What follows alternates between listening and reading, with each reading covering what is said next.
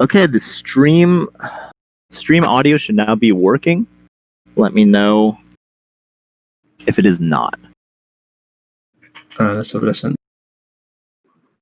Hello. Oh, you're lagging there, bro. Yeah, is the chat, is it working? Twitch is working for me. Yep. Yeah, Twitch is working. It's working. Cool. All right, Tom, take it away, baby. Oh my god.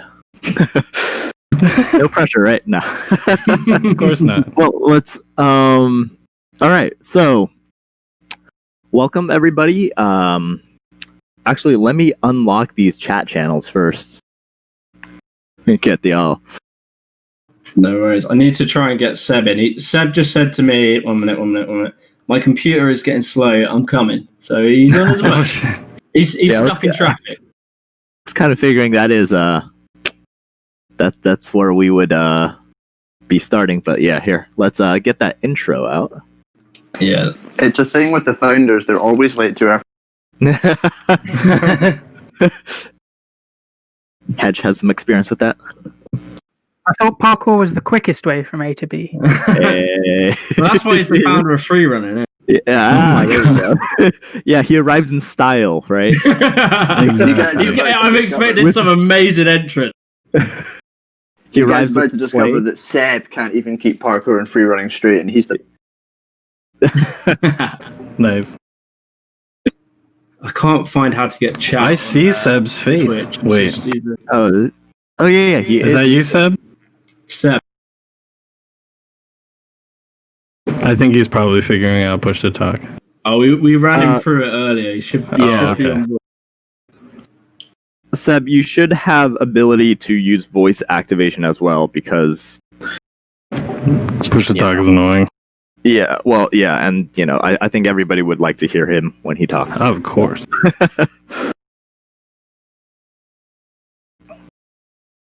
All right.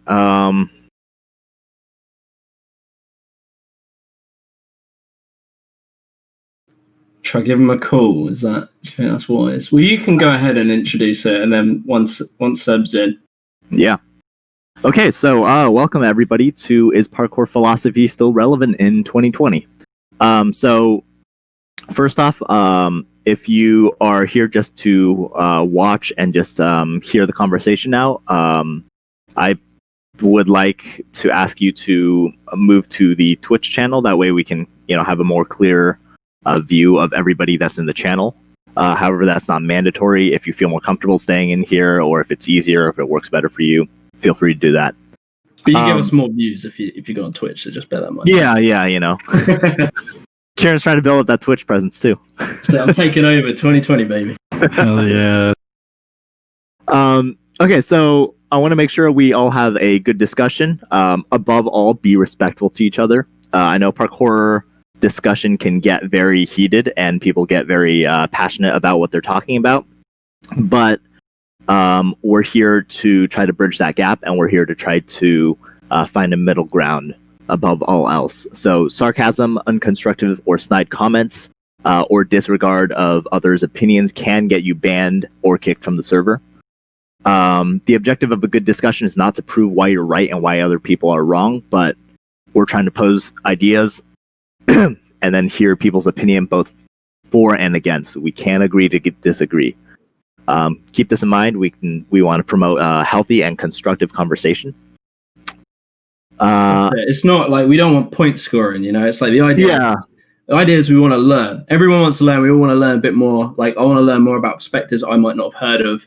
So we're not trying to point score. We're not trying to prove ourselves right. We're just trying to have a good chat, because ultimately, like, the reason to do this is that parkour is in this really like precious moment where we all want to see it get bigger. We want to push it further. We want to make it hit the mainstream. I don't know. It seems like that. And we'll talk about that in a bit. We're at this precious moment, and a lot of sports find themselves in this moment where you have this opportunity to maybe push the sport, get it further, but people disagree on a lot of things, and there isn't that level of respect between it.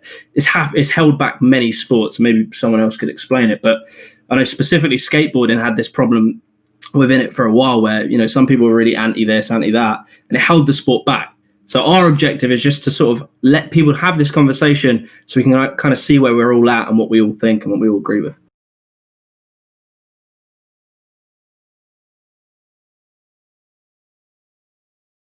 All right, so it seems we're still waiting for Seb to get things figured Can out. you hear me? Yes! Oh shit! Hey, No. welcome. Oh, finally. Damn. The man who needs no introduction. Hello, sir. Sebastian Hello, Foucan. guys. Do you need a video or not? You don't need video, right? No, we you do good, man. not. I don't. We actually have videos disabled. Brilliant. Okay. Bon. We're scared of what people might show us, you see, Seb. Oh my god! Okay, so I can hear you very well, and that's great. Nice one. Seb, did you hear that little intro where we were just explaining the objective of the chat? Yes. While I was swearing, yes, I heard you. Amazing. Yeah. All right, Tom, I'll hand it to you, so if you want to carry on. Dun, dun, dun. Tom. Oh, right. Sorry, I'm trying to like moderate. All right, so let's get started. Everybody, if you know, it's helpful to have the Twitch chat open in the background, but in the pinned comments of the Is Parkour Philosophy Relevant 2020 Discord channel, you can also see a link to the Google Doc if you want to follow along without having to stream the Twitch. So here we go. This is the community roundtable discussion. We're going to start with old school philosophy, and let's just start by defining what do you guys consider old school philosophy, and I guess Seb, take it away. Yeah, I'd like to hear Seb to sort of lay the foundation. You cannot get more old school than Seb's. Okay. Yeah, thank you, guys. I would love to say something very definite about the old school philosophy, but to be honest with you guys, I don't really know what is the old school philosophy, parkour philosophy, because there is a lot of word like être duré, so it's to be and to last, to be strong, to be useful, which is all derived from an actual method of George Ebert. Everyone can hear me? Yeah. Yes, sir. Yep. Yeah, but also there is what I call a myth, the idea of all the founders, they all train together. We were all in a very small place, but this idea of like, for example, if you have a group like Store, where they spend all the time together, in my memory, in my recall, we never trained like this together. We had some moments, but we never had a shared, clear practice. I spent a lot of time with David. I know all the guys from the Yamakasi, but Yamakasi, they have their own story. So to tell what is the old school philosophy, I write something. For me, it's probably something around like, and I probably, the other guys, the other founders can say, yes, I agree or not. But for me, it's always like to train to have a strong mind and body, and to be able to face adversity. Wow. Yeah. So that's the be strong to be useful kind of thing. Would you put it like that? Yeah. Even like to be strong to be useful it was really from the military background, but the way we were practicing, it was really the idea of to train to get better, mentally and physically. So what you were saying from originally, you said with George Hebert, I don't know if I pronounce it well. Yeah. Was that ADD? Is that art déplacement? And I don't, because this is a subject I don't really understand much about. Did they differ? And how did it differ? Do you know? Alors, I can't talk for the others, to be honest, because as you know, it's still a mess within. There is always like a story between the founders. So I think it's wiser for me to let. I wish one of them would be here to talk about what is ADD for them. Yeah. See? Because I'm the founder of the name ADD, so I came up with the name Art du Déplacement. But the word for what we do is parkour, Parcours. It's the way with obstacle course, and David later on called Parkour for like as a legacy for his father. So I think to stick to the subject of our old school parkour philosophy is still relevant. All I can do is to talk the way I used to practice, why I had a certain philosophy. I don't know if it was a shared philosophy with the others, but what it meant to you.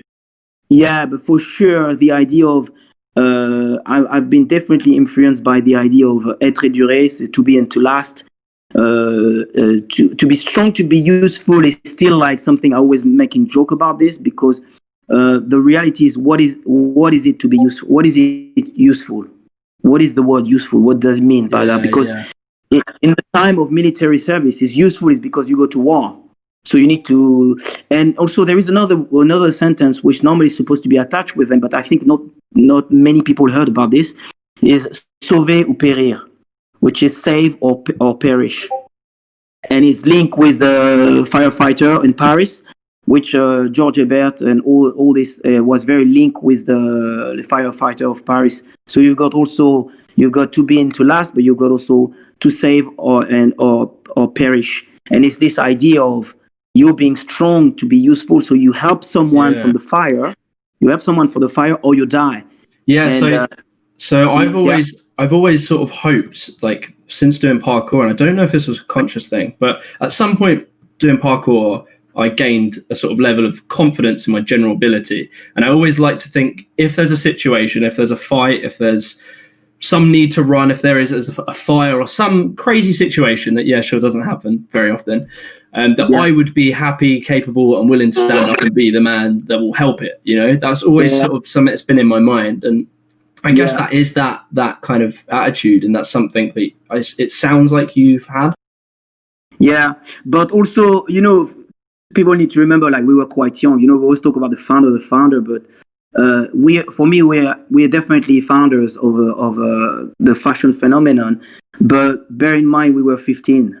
So you know what I mean? It's like I can just say but all the training we were doing, it's like as far as I'm concerned, I was picked up from Dragon Ball, from like from Bruce Lee, from Rocky, it's not like with the time it becomes better, but along the way, like, go back to what you just said about this idea, there is a fantasy about like Superman.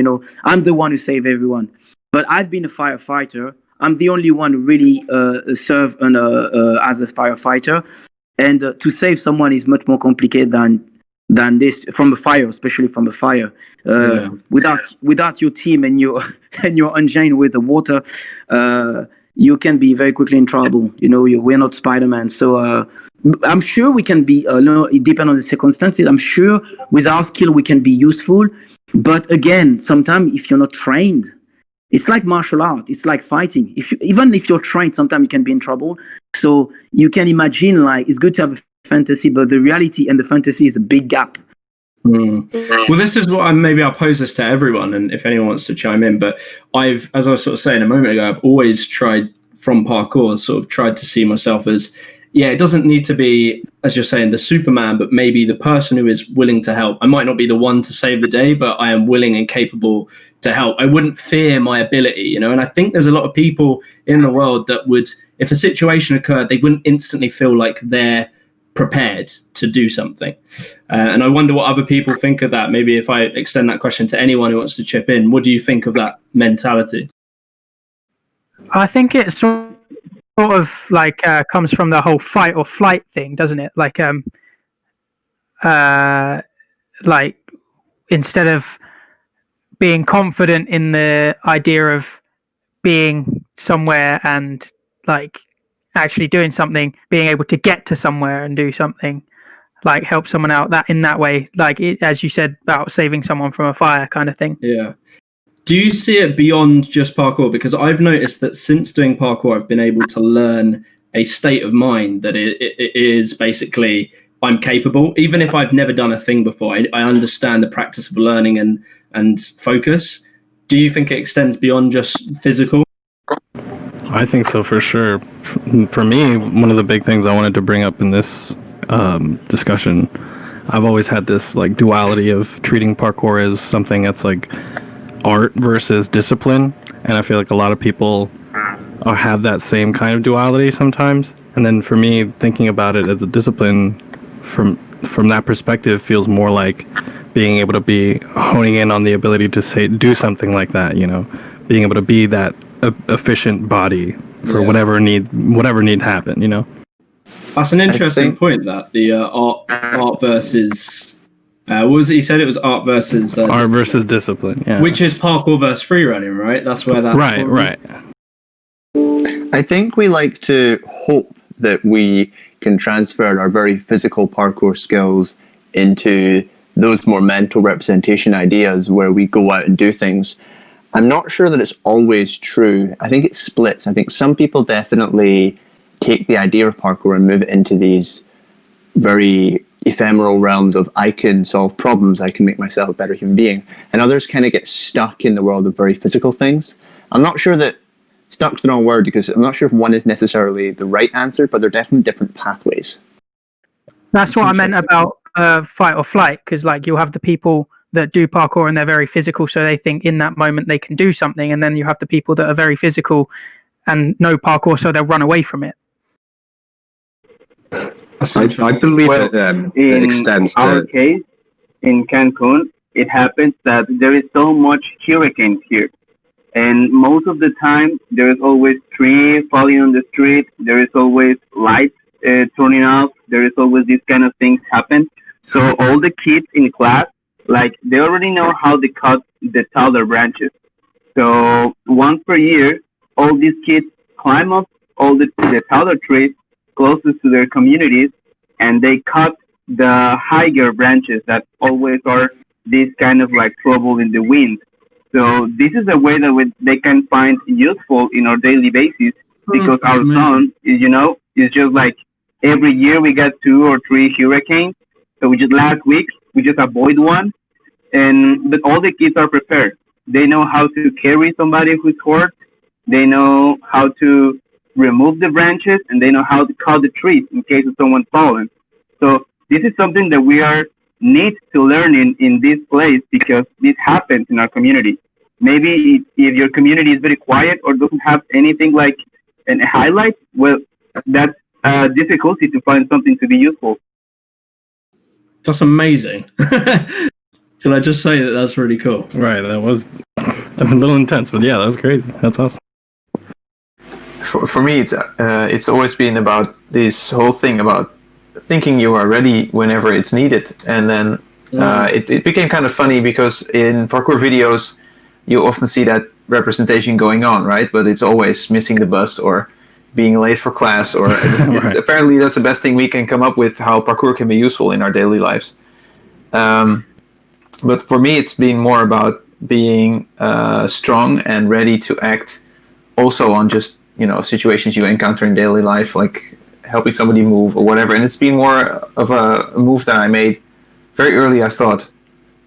Etre Dure, stuff like that, and it was all about being ready to be some kind of superhero. And then very quickly I learned that it's more about, if you really put it vaguely, living a good life. So I try to get some sense of what core values were important for me in parkour, and I try to extend those to how I live. So being strong is also enduring hardships or being ready to be there for someone, even though it's you're giving something up in return. So this kind of thinking became more important for me along the way. Yeah, I think I've come to a similar conclusion over the years. Seb, you were saying about be strong to last. Was that something you said a little bit earlier? Yeah, so that's from when we talk, because we always try to define a definition from old school parkour philosophy, but because it's a bit it's not like you got one master and he says this is the philosophy, like in judo and karate. This is it's more tricky, but it's traced back from the military background, and also for a group of youth, I can say, who come up with probably individually their own ideas based on the stuff they pick up around. If I take for me as an example, I absolutely love Bruce Lee, and all the philosophy Bruce Lee had is definitely influenced myself in my daily life. For me, it's absolutely relevant to me on a daily life. For just what I can explain, for example, if I talk about how I see the philosophy, for me, it's the philosophy helped me to think of what you do and to reflect on the way you do the things you do it. It's how you impact others and your surrounding, and that's for me. That's the deep aspect of my philosophy. It's also what is very important, and I haven't seen it yet. It's the help. It's supposed to be here to help to transition from a child into an adult. I mean, like to think more in a more mature way. And when I say mature, is like I can put next to it the word responsibility and responsible, because that's why for me, what is the definition of an adult? So there is also a deep aspect of playfulness and who just nurture your passion, because there is too many kids or people who have no passion and say, I don't know what is my passion in life. And I think parkour's got this power. It can literally drive you to, you don't have to do parkour all your life, but it can be a good tool to give an idea of what it is to have a passion. Yeah, man. I've never really thought consciously of that, but you're saying about how it keeps that childhood creativity. And I think that childhood creativity is the young child in you, the young Sebastian that was like, when I'm older, I want to be a firefighter or blah, blah, blah, blah. That's that thing that when you're a child, you have, because you're always thinking, the world's my oyster. I could do anything. I could be this, I could be this, I could be this. But if you don't hold on to that, you can lose it. And I think you're right. I think from doing parkour, I've held that. I've always seen like, I'm going to be doing this. And that's never gone for me, but I've seen it go in other people. I think like for me, one of the biggest words that I always use, and whenever I'm talking about parkour in general, is, and what it seems like it captures in a lot of different people for the philosophy, is the word progression. Just because, especially the way you said, being able to transfer not only your abilities, but your mentality as a child growing into an adult. All of that. Absolutely. Just, it doesn't have to be necessarily tied to parkour, but because of the way we learn our progression through the sport, the discipline, the art, whatever you want to call it, we are always progressing in some way, and we're trying to make ourselves progress. And I think that's a really big word and really big thing that is an aspect for everyone, I think. Yeah, it's never hitting satisfaction. It's never like hitting the I'm done now, I've made it. Exactly. There's always a bit more you can do. Yeah, and also for this is really touches something for me, because I've been involved with some guys from Parkour One. I don't know if anyone from there is present. I'm no longer training with them at this moment, but they had these sort of values that they had, and one of them was not to judge yourself in relationship to others. So there isn't, not talking about good or bad or whatever, but you're trying to compare your own sense of how good am I, how effective am I in my movement or in some other aspects of my life, and am I progressing as compared to myself?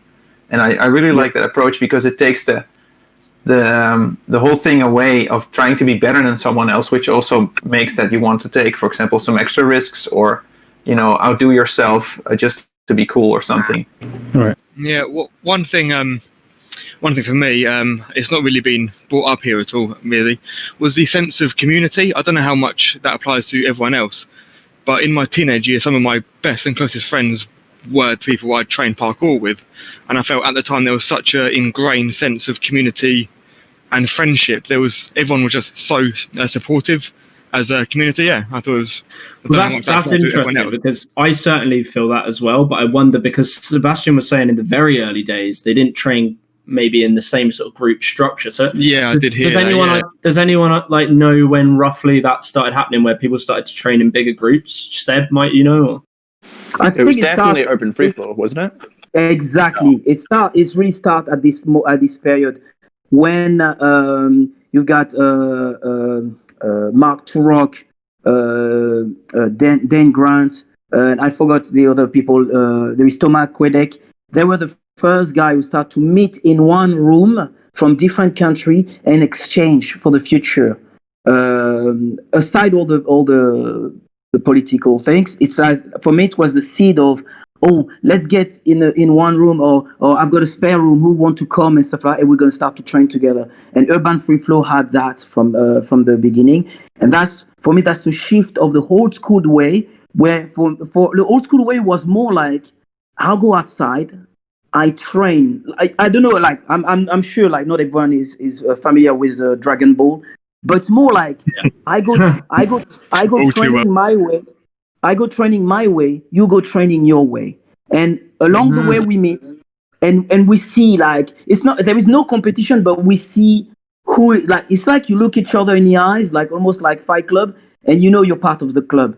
But we're not all the time together. We're not sharing the same training. Like and it was really like that. It's only when we did the Yamakasi we wanted to kind of make a living out of what we were doing. It's not so much commercial. It's make a living of what we were doing because of the pressure of the parents. We created the group officially and we make it, okay, this is Yamakasi and we're going to like show the world who we are. That's the how it happened. But talking about the true the parkour, the way it is now around the world, how people share and the sense of community, started with Urban Free Flow with group. You've got also the Science. You know, I don't know, you know Science, the group? The SYIAN or something? Yes. With Cable and Blake. You know, like there was another group and same line. Yeah, the Sand. Yeah, that was it. Sayans. Yeah. Scott put it in the chat. Exactly. They were early stage. They were like definitely here at the beginning. They were as big for me. They were as big as Urban Free Flow. It's just Urban Free Flow had one guy's more mature to the business to think differently. But at this era, from what I remember, what I recall with Thomas also, that's also why Thomas almost disappeared. Because Thomas from France really liked this idea of, you know what, I've got my bag and I travel and I meet people and I share, and it's all about like human spirit and like true passion together, not so much about the business. So can I ask a question to people who would consider themselves an old head, and by that probably around longer than me, and I've been 10 years, so maybe older than me. What are your views on competition? Because I'll talk, and we'll talk from like new school perspective maybe later, but what are your views nowadays on competition and what were they at the time? Is it a question for who? Is question Seb, for who? Seb, if you want to take it away, but then other people, if everyone else wants to chip in, it'd be great. Okay, I will explain, because for me, I've always been very vocal about I don't want competition. The reason it's exactly like one of the guys say about this idea of comparing yourself to other people. And it's, for me, in my opinion, this is not the way. But I'm not close to competition as far as you're mature enough to be able to do the competition. Because for me, when you do competition, you almost sign a contract where you want to perform for the highest level and you can damage your body for that. And that's history prove that. However, for example, I do World Chase Tag and I absolutely love it, because for me, as I say, it's the purest form of parkour. And also I wanted to, because it's my link with Bruce Lee, I wanted to see the martial art aspect of parkour and to see if my skill can be efficient into bracket. So I would say I'm in between, you know, philosophically speaking. That's for example, you give me the trophy, I don't care. It will go somewhere in my house. I don't care. A medal, I don't care. But the idea, what I don't like is the idea of being a name as a master or founder, but I can't do shit. Sorry if I swear, but you know what I mean. I like. It's okay. I like you're one of my favorites to watch in the World Chase Tag. No, but you know what I mean.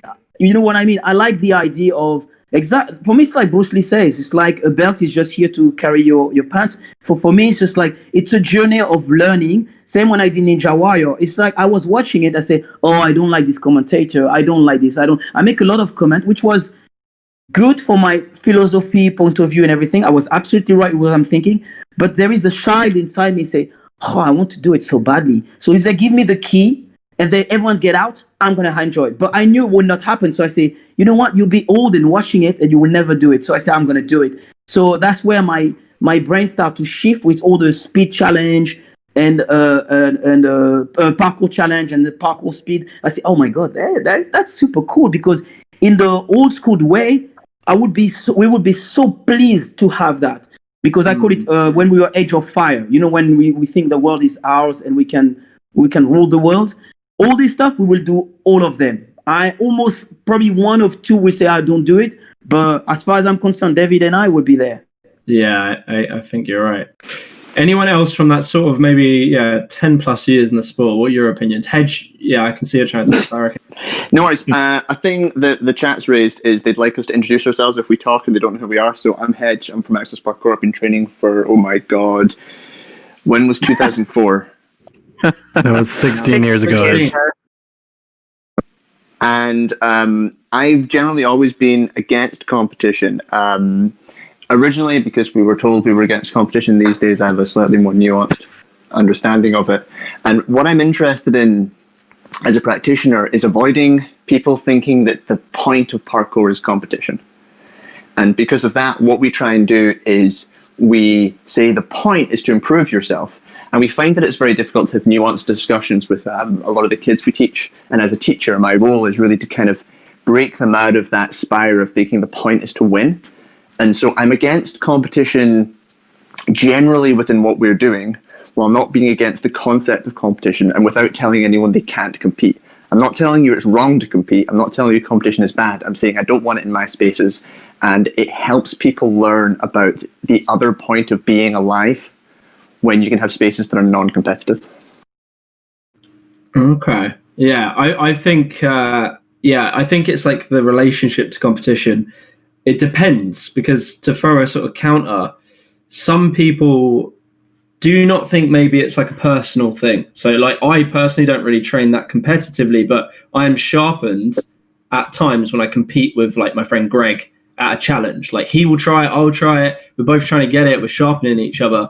Do you think some people's relationship to training can be bettered by competition? Do you think it's a personal thing? Well, it's like...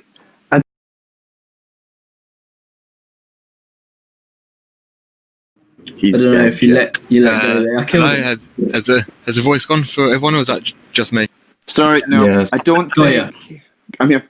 Sorry, it's stupid push to talk. I don't think that you can...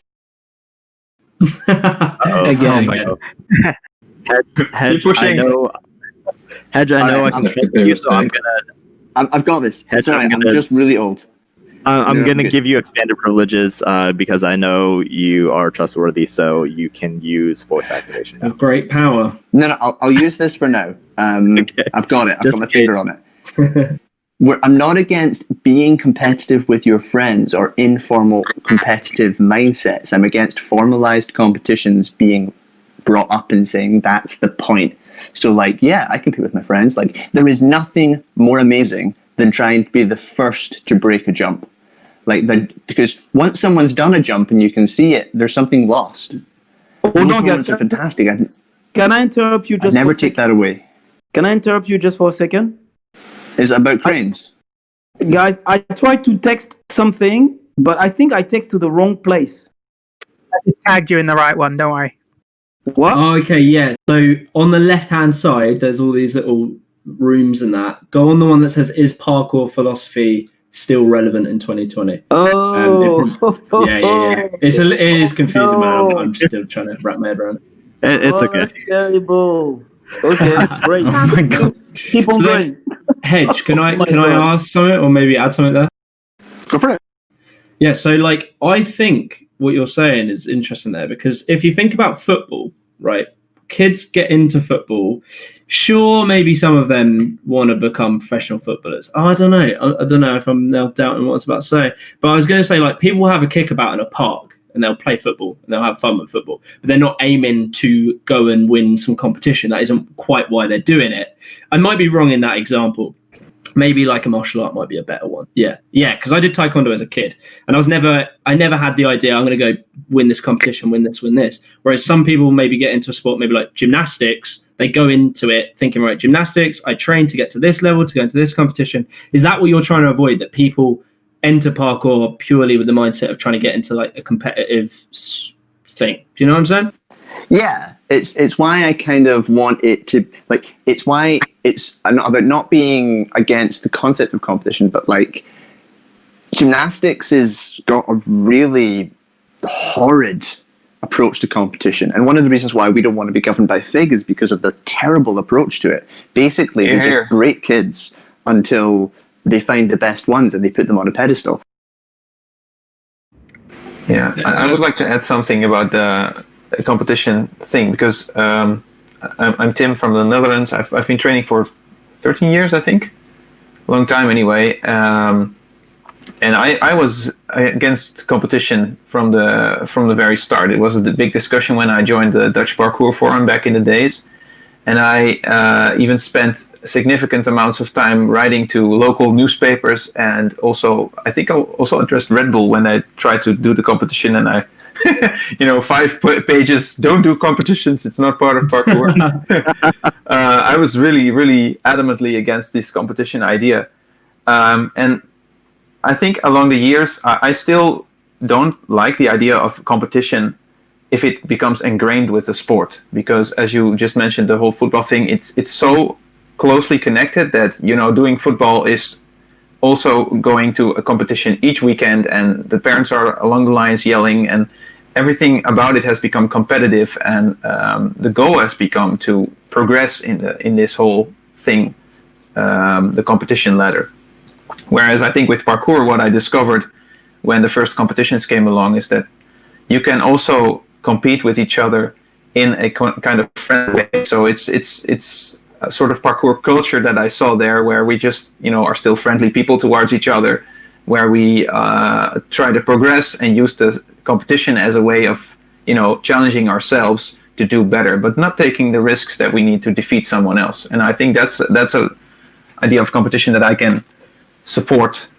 That said, I don't support Red Bull Art of Motion kind of things, even though it might be a very nice gathering to go there with your friends, but you can see there that competition also narrows the focus of kind of movement you're doing, and it kills your creativity in a sense. Every Art of Motion submission video looks exactly the same to me. Would I be able to add something onto the competition? But Yeah, I think the idea of like cash prizes kind of is what makes it like that really toxic side. Can I ask a question? Go ahead. Okay, yeah, we know already that there is an issue with the competition. I guess we understand what happens to the main focus of the competition, but what we can do, I mean, like, we always are saying, like, yeah, we don't like this, something else, but we have chase tag. What's something else we can do? We got the speed race, we got the challenges like American Ninja Warrior, we have these places like rectangles on Woodward. What else can we do? I mean, like, what could be another thing to do instead? As someone that was approached, and I actually ran a competition 2 years ago, and our company was approached to run it, and we were offered a big pot of money.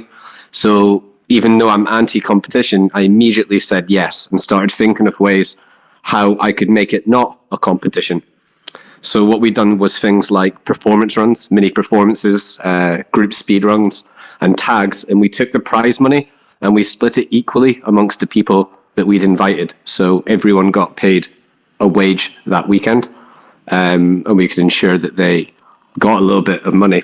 Me personally, when I think about parkour competitions, I think that there's such rich territory between parkour and competition. To do an explicit parkour competition is a little bit lazy. I think things like World Chase Tag are really exciting. I think the idea of doing, a series of skilled challenges is really exciting. I think the idea of maybe looking at more as a performance. I mean, soon we're going to be seeing Chinese pole, hopefully, on scaffoldings during people's runs. So personally, for me, I think that running a parkour competition is quite lazy. And I think when it's broken down further into things like Ninja Warrior or World Chase Tag, it's far more interesting. Yeah, I think that's why Stora's videos do well, because they put it into a competitive, enjoyable format, whereas it has a logical reason to exist. Can I because we were going to sort of break this into old school, would sort of talk about old school issues, and then we'd talk about new school. But can I just, because there's a lot of people that sort of, from hearing you guys, there's a lot of people that sort of naturally lean to being a little bit skeptical toward competition, but of maybe going to accept it or see the merit to some use, etc. Like there are certain circumstances. Can I say that me, as someone who's about 10 years training, I'm like totally for competitions. Like I 100% think competitions are amazing. I would never train for one. I'd never want to do one myself just because I don't enjoy competing. But I love watching competitions, particularly World Chase Tag. I'm starting to like the idea of the skill-based one. I think it has a lot of work needed, but I really love it. And I'll tell you, like, my main thinking, and it's just very simple, is that what you can see with Stora videos is that when you implement a competitive element, people love watching that. It makes sense to them. There's a story, there's a linear progression from start to finish. Here's the challenge. Let's try and do it. It's so easy to understand at a basic level that people love watching it. And as someone who works in marketing, and that's how my brain works, I instantly see it as, think how many kids will see competition and get into parkour. And how many of those kids will get into parkour and learn all these amazing things that I've learned from parkour, all these things we just listed, be strong to be useful, etc., etc. They will learn that because they've got into parkour via seeing it from competitive. And they might not become competitive themselves, and maybe that's the balance that needs to be found. Can I say something? Can I say something? Absolutely. Yeah, you're absolutely right. It's the idea of inspiration, but at the same time, there is the other side of it, which a lot of kids now, even more because it goes with the social media, it goes quicker. They learn parkour, but they don't learn the behavior who's supposed to come with parkour, which I don't know if we call it old school philosophy, but there is so many, like someone talk about disrespect. It's true. I know a lot of people which I can recall, I know very well. They know, for example, who I am and what I've done. I don't need for people to praise me and stuff like that. But it's like a link. I always say that a tree without roots is just it will not grow properly. And there is a lot of kids now is learning. They're just learning the move. They come and say, I want to do a backflip, and I want to do a corkscrew, and I want to do this, and there is plenty who learn very well, like they follow because they're passionate, they question. But there is many now, many that have no clue where it started. I for example, in America, I've been around the world, like it was 2 years ago maybe, and I was just observing, and I can see the effect of now. Also, I call it now there is new superstar. So the new superstar doesn't have a link. For example, someone will say, "Oh, for me, I started with, for example, I don't know, Dom Tomato, for example, just to make a name." And someone will say, "Yeah, but Dom Tomato will say, I started with Danny Labaka," and Danny Labaka will say, "But along the way, the roots get lost." Yeah, I think I know what you mean, right? And I wonder if you're aware of this video. Do you remember the Par Reel video? Does anyone remember Par Reel? Yeah. Yeah. All right. So Par Reel, I would say, is a defining moment in the parkour timeline, right? Where when I got into it, as I say, I was learning from these people that were in this sort of Daniel Ilabaka era. We all learnt this kind of like respect and how you should be at a spot. You shouldn't leave litter. You should be nice to people. You should be respectful. Don't get into stupid arguments, etc. We learnt that, and then one video came along and it changed everything, and that was Par Reel. And I remember that it came from these London guys, and I'm not going to try, because a lot of these guys I'm friends with, I respect now, but they were young and they were rebelling from what they were taught when they were young, and they were just being dickheads in public. Sorry if we're not allowed to swear on Twitch, but they were just being bad people. And it changed. I think there was a shift in the attitude in the sport where people just started behaving poorly, not massively, but it was sort of seen as acceptable in some regard, where beforehand any of that was totally not okay. Yeah, could I make a few points there? I'm David. I trained with Jimmy a lot back in the day. I've been out of the sport for a while, but a few points I want to touch on. I think regarding this attitude towards people learning it for the wrong reasons, I think a lot of that has to do with some of the media portrayal, not social media portrayal of the sport. So you've got a lot of videos that the sole purpose of a video is to escape the police or escape security, and then you've got people like Ali Law, for instance, who use the sport solely to break into buildings and break the law. So there's a lot of aspect like that. I think as well on this. Let go. Oh no, David. I don't know if your internet dropped or you let go your talk button, but I'll just carry on there because Felix has put a good comment. Sorry for not getting back to Paul's comment because it is really long, but I think you've kind of sparked this conversation.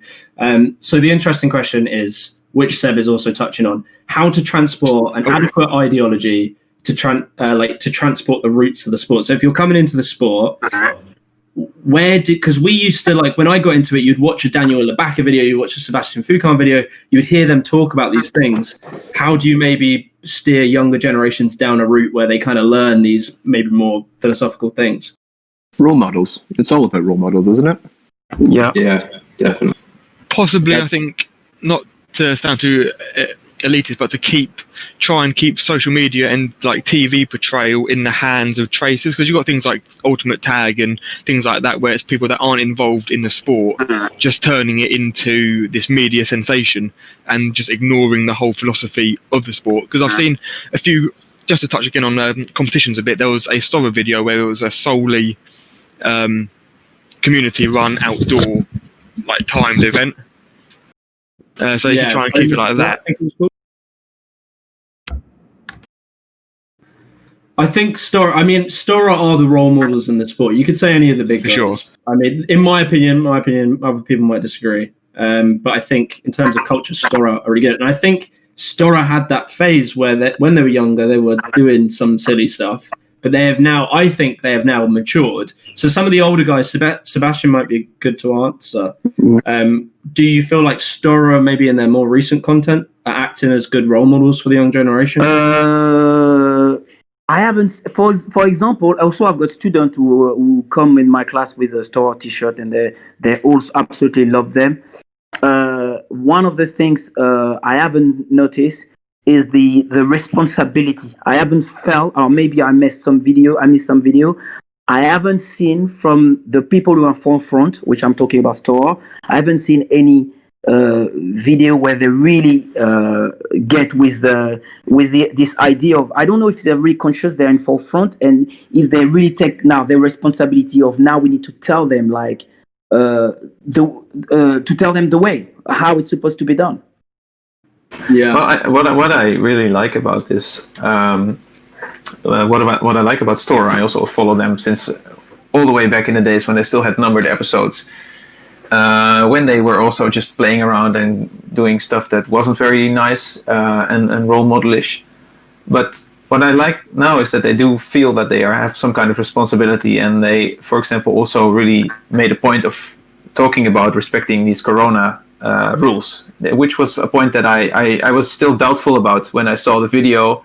It had a guy in a suit with a mask, and I thought they were going to just, do what they always did and just train outside and disregard the rules. But they did respect them, but they don't talk about that a lot. And I really miss that also on other channels, also with Dom Tomato and others, is that you don't see any kind of connection, and also not, you can just use the time in the video when you talk to also say some things about that. Who inspired you? Where did the sport come from? Or maybe link to some cool sources. Yeah, but in my opinion, the main subject in what we do, it has nothing to do with Corona. Even the Corona is pretty serious and is very present. The idea is linked with the roof, trespassing, and respecting and respecting property, because that's the one who can damage the image of what we do and all the work, all the coach and everyone is doing. For me, right. Yeah, exactly. Definitely. I like what Stora they're doing. I really see them like the Alex Honnold of parkour, but they need to stand exactly like Alex Honnold. What we do is the highest level. You do not do that if you're children. Don't expect to do that within a years, and you can die if you miss. Any free solo climber will tell you, everyone who climbs, if I go in Westway, for example, where I am, there is climbing, you do free solo climbing, you can die. But you can learn climbing. Climbing is not about doing without a rope. It's a big art with a lot of stuff. It's like surfing. You've got giant wave, but it's not about giant wave. Surfing is different. That's what I expect from Stora, is literally to come and say, what we do, we love it, and we keep doing it, but we're at the highest level of what we do. And kids, you love us, don't do that.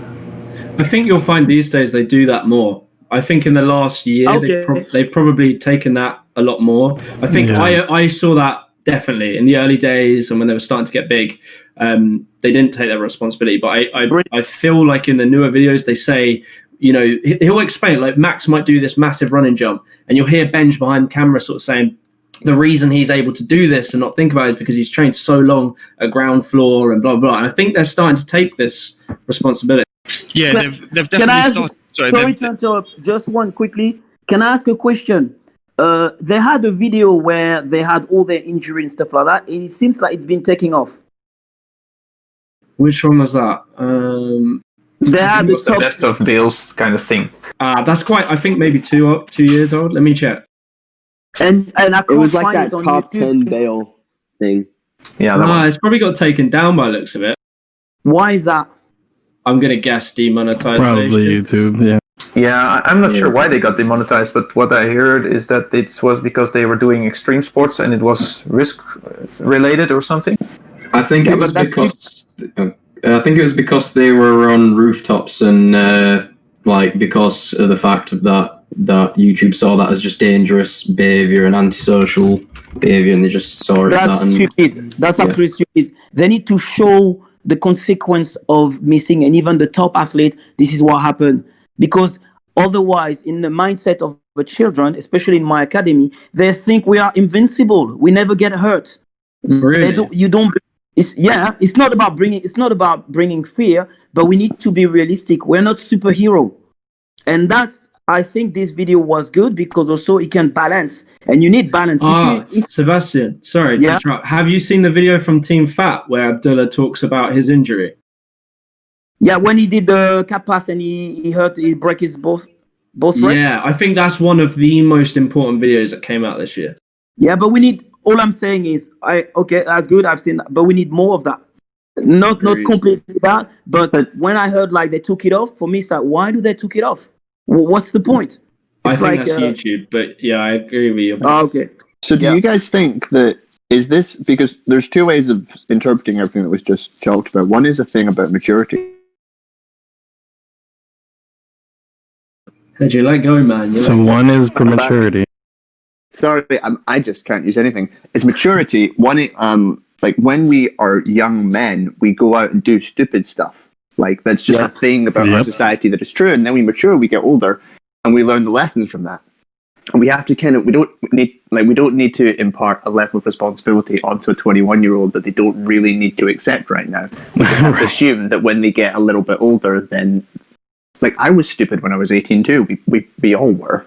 Well, I'm not sure how level stupid you were, but I think there's a difference between behaving in stupid ways and maybe climbing onto a rooftop once or twice, or really just being a dick and wait for police to come by and just doing some rude stuff, trespassing. And I think that is in the beginning we were very active in the Netherlands, at least telling each other always when newcomers were there.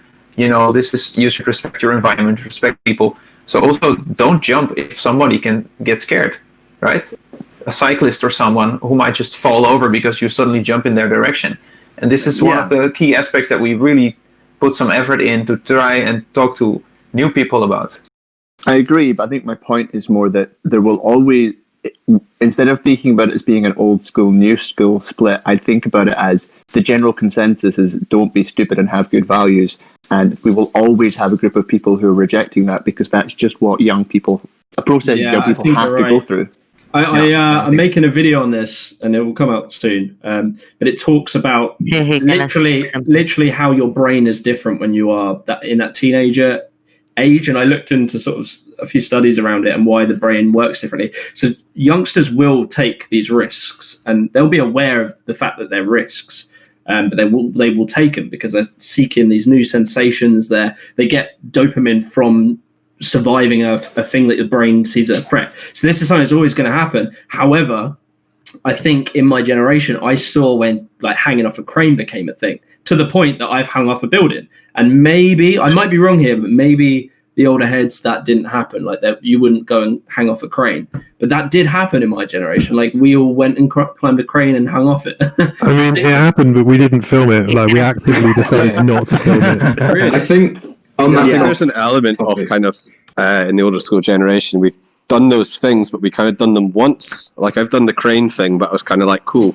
It wasn't every week for the gram. And I think when we're talking about kind of responsibilities outside, there's a fine line between breaking a law and breaking a social contract. I always remember that really old Live Wire video when he says, "Get off this wall." Well, that might be dangerous to you, but it's not dangerous to me. So I think we have to also be aware, kind of, just how challenging and maybe performative or even political just exercise in an abnormal way in public space is. So it's really hard to identify where that line is, and I imagine the line's different for all of us. Hey, can I say something, Jimmy? Yeah. So I'm a teenager.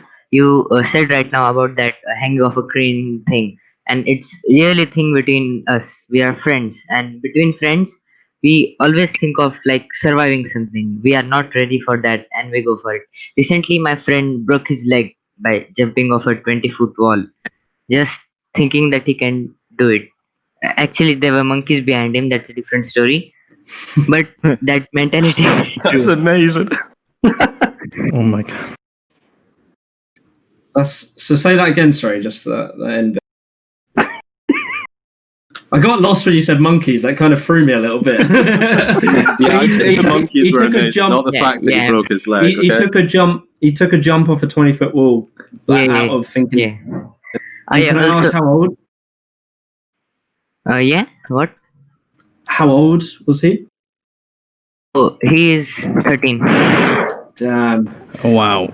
It's a hard thing, like, because I'm 25 now, and I do literally, I can see how I've changed mentally, and it's so hard as our generation not to gatekeep and tell the younger generation what to do, because we all took loads of risks, we all did stupid shit, and it is part of growing, is doing it yourself. But it's like, what's our role in this? Like, and as a younger person, I'll ask you, what do you think our role should be? Do you think we should stop you from doing it or tell you it's wrong? Like, what do you think?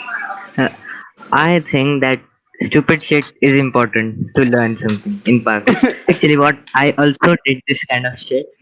We were on a person's roof that we are not allowed on, and somebody came there. So I jumped off a 18-foot wall on concrete, but I was used to it. He wasn't. He broke his leg. So that's stupidity. First, we need to progress in it and then use it. I think this. Yeah, I mean, people would say what Alex Honnold does is stupid, and I would probably be in that same camp. But would you not argue that this is just to play devil's advocate on this whole thing? And I'll ask this to everyone: do you think you need those people who are quote unquote stupid? Do you need Dom who can do these incredible fronts? That to 100%. Me, I could never do it. I think personally, yeah, I think that is pushing the sport's boundaries. Exactly. I don't think it's stupid. I think it's their level and where they are. When David, for example, did Manpower, anyone can say that's stupid, but this is where he is. This is his level. It's a certain level of maturity, a certain level of mastery. If we talk about the samurai who practice with real sword, it's like someone can say stupid, but hey, this is where they are now in their mastery. Gymnastic, you bring any sport, any not even sport, any activities at the highest level. For a non-practitioner, it's like, that's stupid, that's dangerous. Sure. So the best resolve, and maybe the role of the old school and the people who are content creators, Stora, myself, Ampisam, people who are making content, the role would be to sort of stress the level of like knowledge and level of training that's gone into it. Because if you're going to, if we can take as a given that young people are going to do stupid shit, our role is to arm them with the ability to be able to do the stupid shit. Right. Can I say something, please? Yeah. Thomas, go ahead.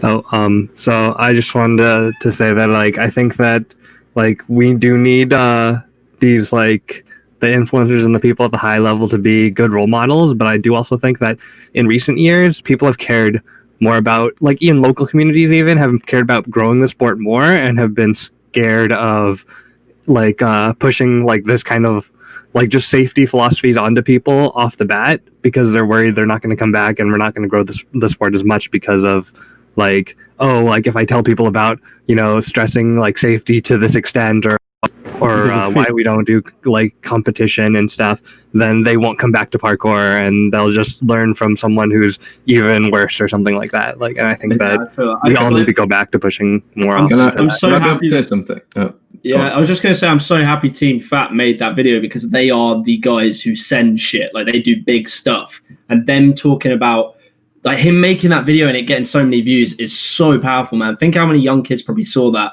and were like, yeah, okay, it's not just big jumps. It's you've really got to train, and yeah.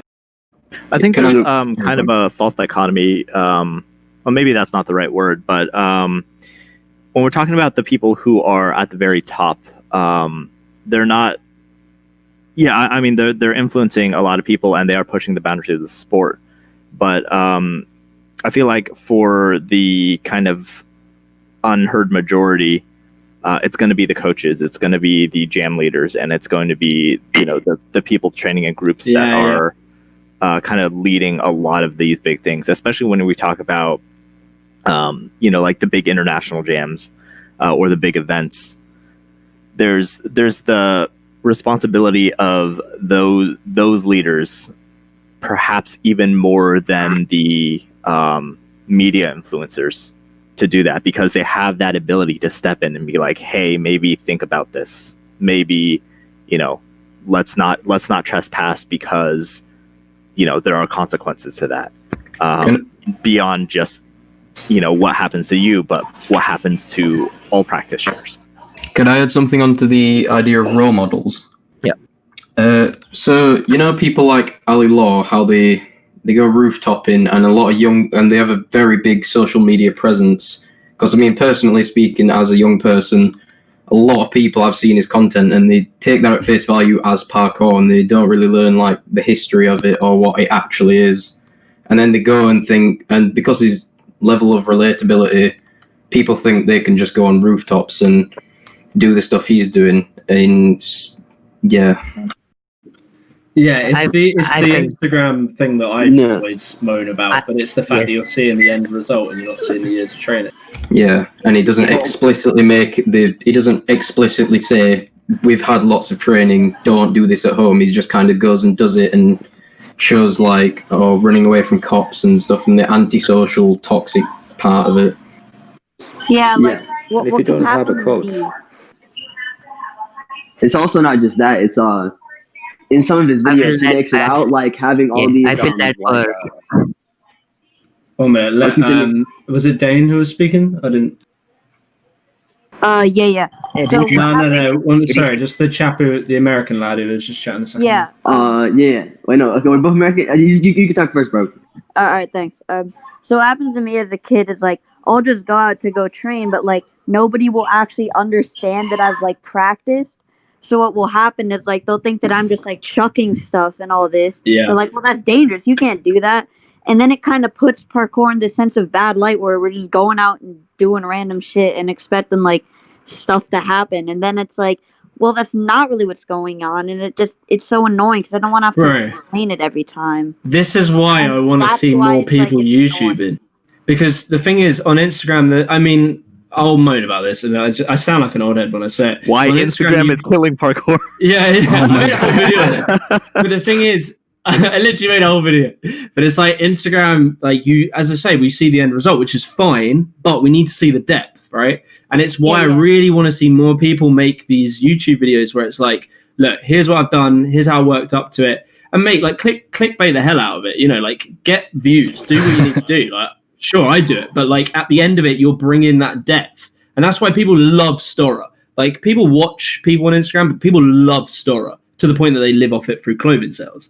And it's like we need people. And the reason I was going to say that, the reason is because they show their whole story. They show everything that goes on around it and the whole working, and people have a respect for it. So people need to get onto YouTube. It might take you a year, 2 years to graft it and grow, but people need to start doing that, man. The only problem with YouTube is that if you're doing YouTube, like 40-year-old housewives, like the Karens of America, they're not watching Star on YouTube. They're watching whatever they're watching. Can show them the YouTube video. They can, for sure, and I think that's a valid point. But I think that obviously, there's with every action sport and anywhere where you're breaking social contract, whether that's skateboarding and you're sliding down rails or you're doing parkour, you're going to face people who don't like the fact that you are breaking social contract, and trespassing has always been a part of parkour ever since that Seb was doing jumps on the school and lease.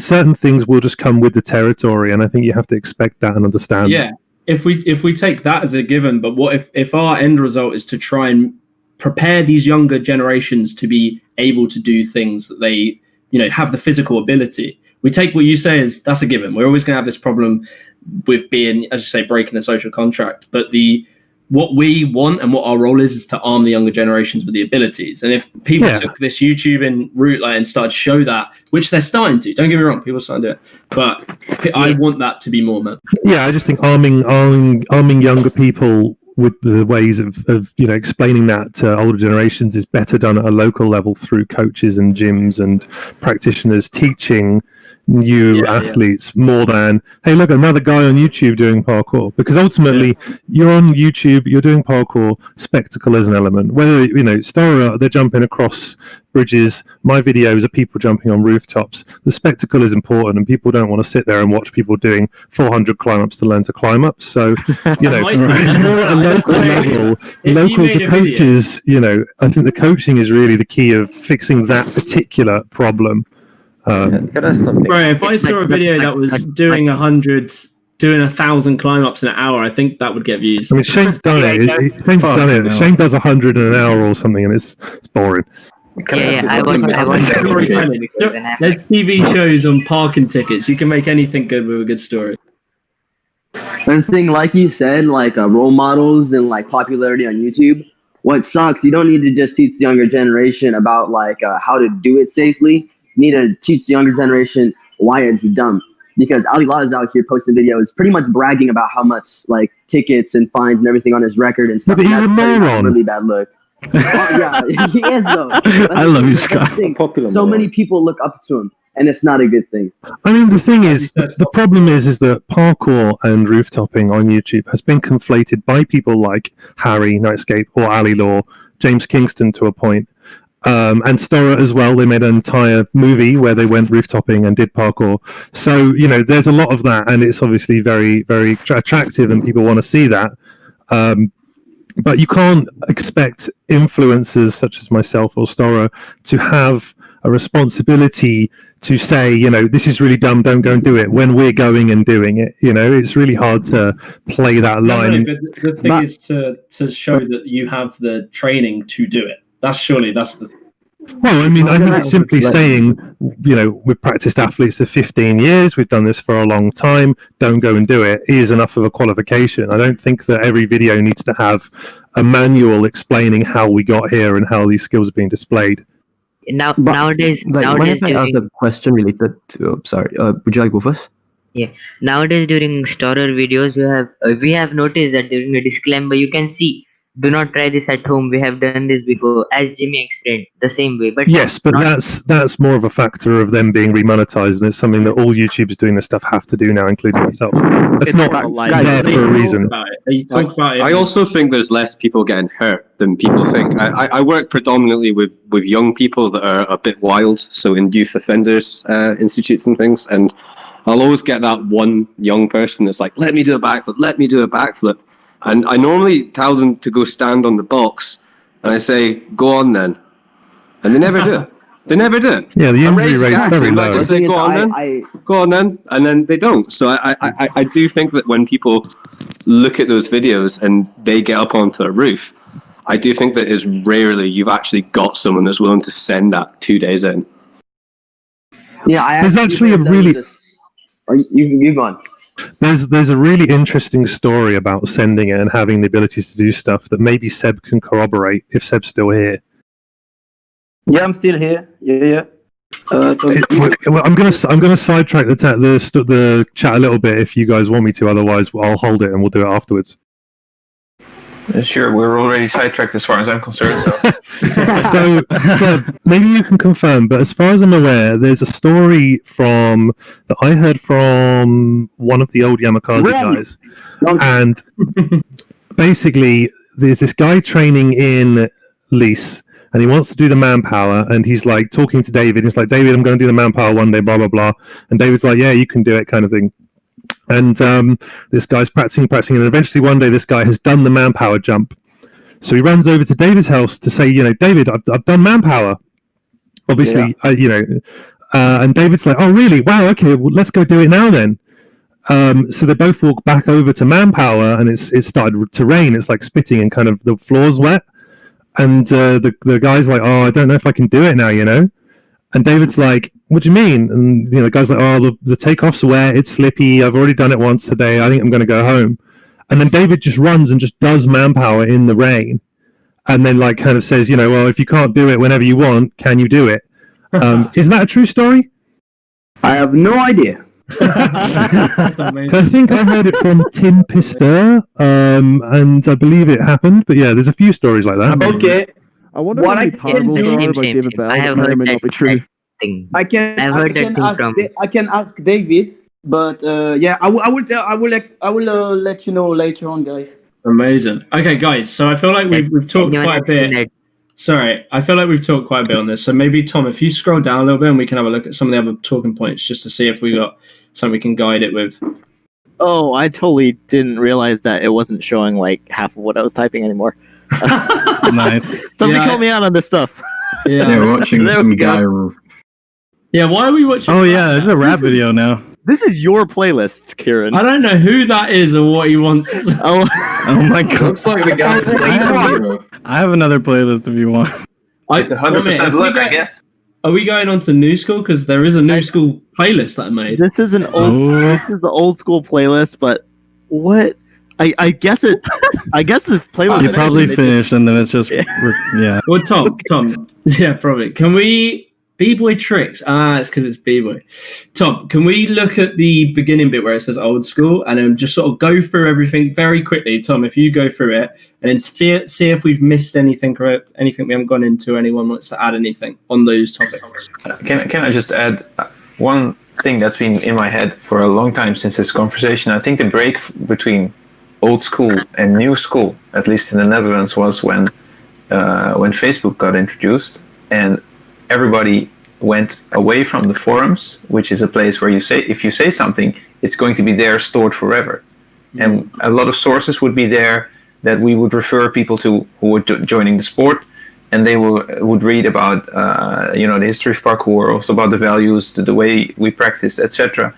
And I really felt that became vague, and it got lost when everybody went to Facebook, because it was more in the now, and it's only what you see on top of the Facebook page that you That's a good point, because in the forum days you could go and read archived stuff, whereas I wouldn't have ever scrolled through an old Facebook page. Yeah, and who's going to Google now history of parkour, whatever, where if you go to the forums, you would just go, if you're new, read this, and you would just find stuff or browse through, or maybe people would ask questions.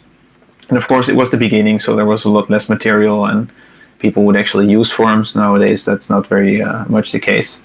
But I feel that with social media, and it has become much more just what you see when you open the page, and that's it. And so that's why we got to the point where just now in our discussion, I think we were wondering, what kind of responsibility do we have to tell people about being responsible with yourself and doing your training and not trespassing. And our solution came to be, we have to talk about it in videos, or, reminding that constantly. Where I think that's a solution for the new age, right? And I think, to give you hope, I think it's happening. And I think you see it in story videos. I definitely try and, I know I make my videos seem like they're negative or something bad's happening, but I always try and end it on this kind of positive spin. And I'll talk about why I love parkour. I think I did it in the manpower gap video. At the end, I sort of took some time to talk about what parkour has taught me over the years and stuff. And I plan to put that in all my videos. Well, not all my videos, but when it's needed. And I have certain videos that are going to talk more about the philosophy and why freerun is able to do certain things. And I'm doing it. I want to do it. I intend to do it as a content creator. I see Stora doing it. I see other people doing it. I see Team Fat doing it. So I don't think it's something to be losing despair on the social media front. And then I think it is, it's in the gyms as well. But I think they're doing a good job. I think the new school started when Seb slapped him in the face. There, I said it. Oh my god, that was a long time ago, though. Was that before or after Volume 1? Storm Volume 1? That was after, right? Way after. I think Storm Volume 1 has to be the beginning of the new school, surely? Because that was a team with branding and marketing and sort of going down that route. That has to be the beginning, right? I don't think it's so simple as old school, new school. I think there's 3 generations of modern parkour. If you say that, say the same.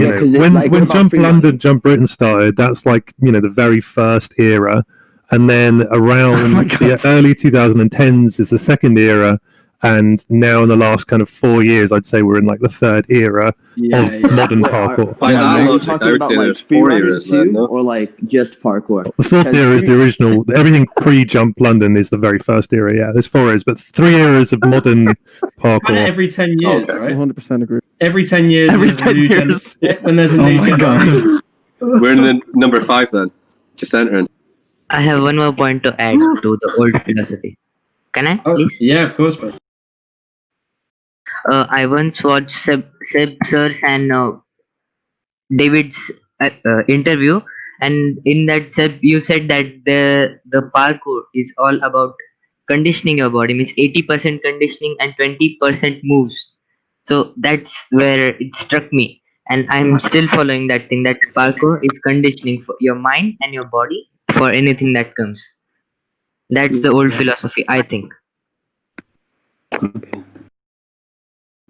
So I don't know. I mean, yeah, maybe that's the old philosophy. I was just going to say, because that's definitely not how I train, but what do others? I was going to say, I mean, I don't know. I came up, so I started training in 2013, and I had this weird mix of old and new school, I feel like, when I was coming up. Especially, yeah.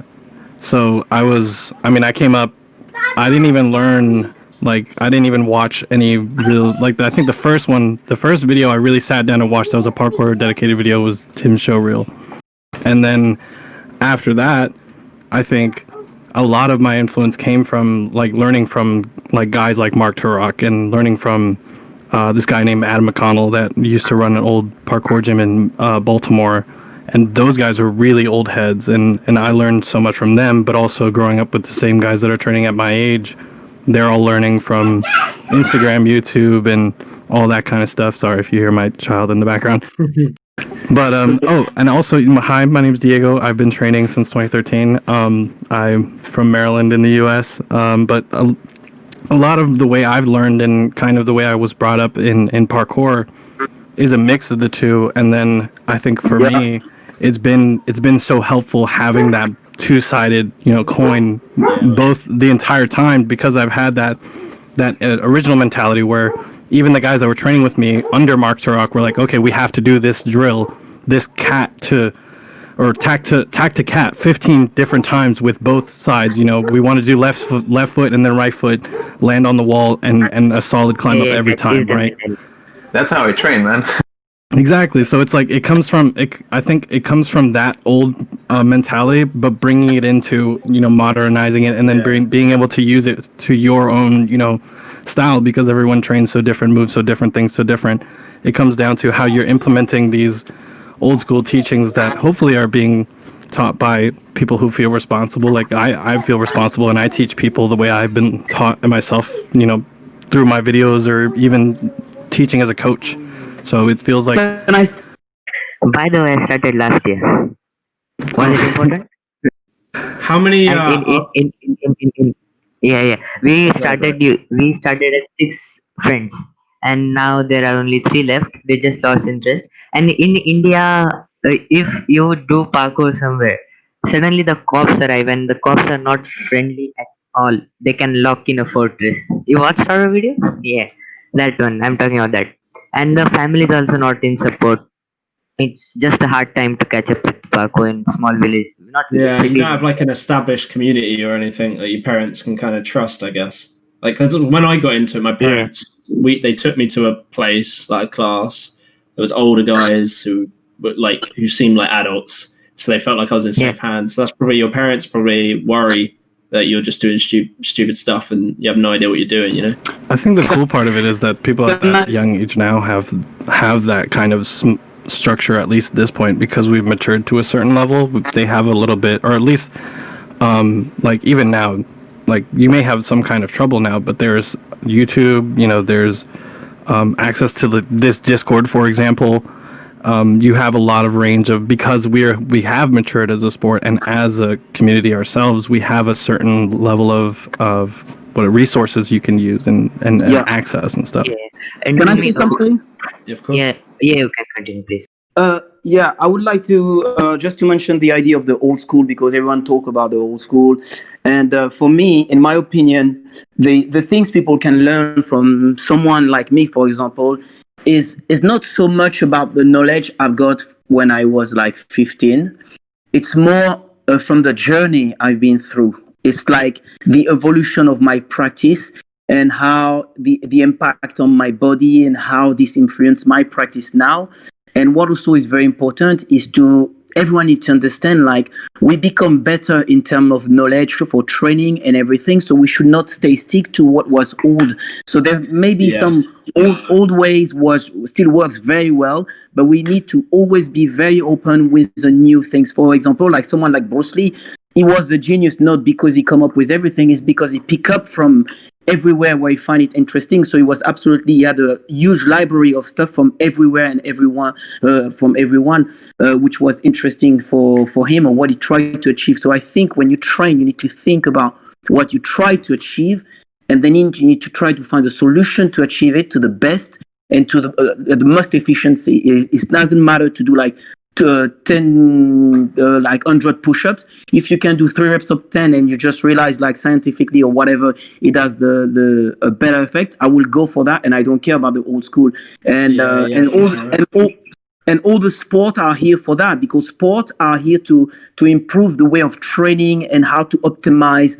But it's the human body, the machine, how it works. So even if you don't do competition, but you can still explore and do documentary to see how Michael Phelps achieve the high level of what he's doing, how Alex Arnold achieve this, and then you take it into your practice and you put it in your practice. And I can tell you, it's going to be far greater than any Sebastian Foucan way of being doing when he was 15. That's what I want to say, because I'm still a student and I still want to learn from everyone.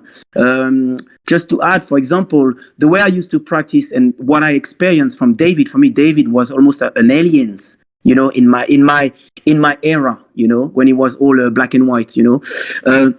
But when there is a guy, for example, like Danny Ilebaka arrived, it completely like, whoa, what is that? You know, like for me, it's like completely different. And of course, some people say, yeah, but there is this doesn't work. But as a performance and as in terms of watching the way he's doing it, it was already more advanced than anything I've saw before. That's just to give you an example. And now I can see kids like a Motus Project, and what they do is like, oh, seriously, you know. And also Jimmy, when he did the documentary with Manpower, it just showed like, I'm not keen about pushing the boundaries with Manpower, but all I'm saying, I think you get my point, guys.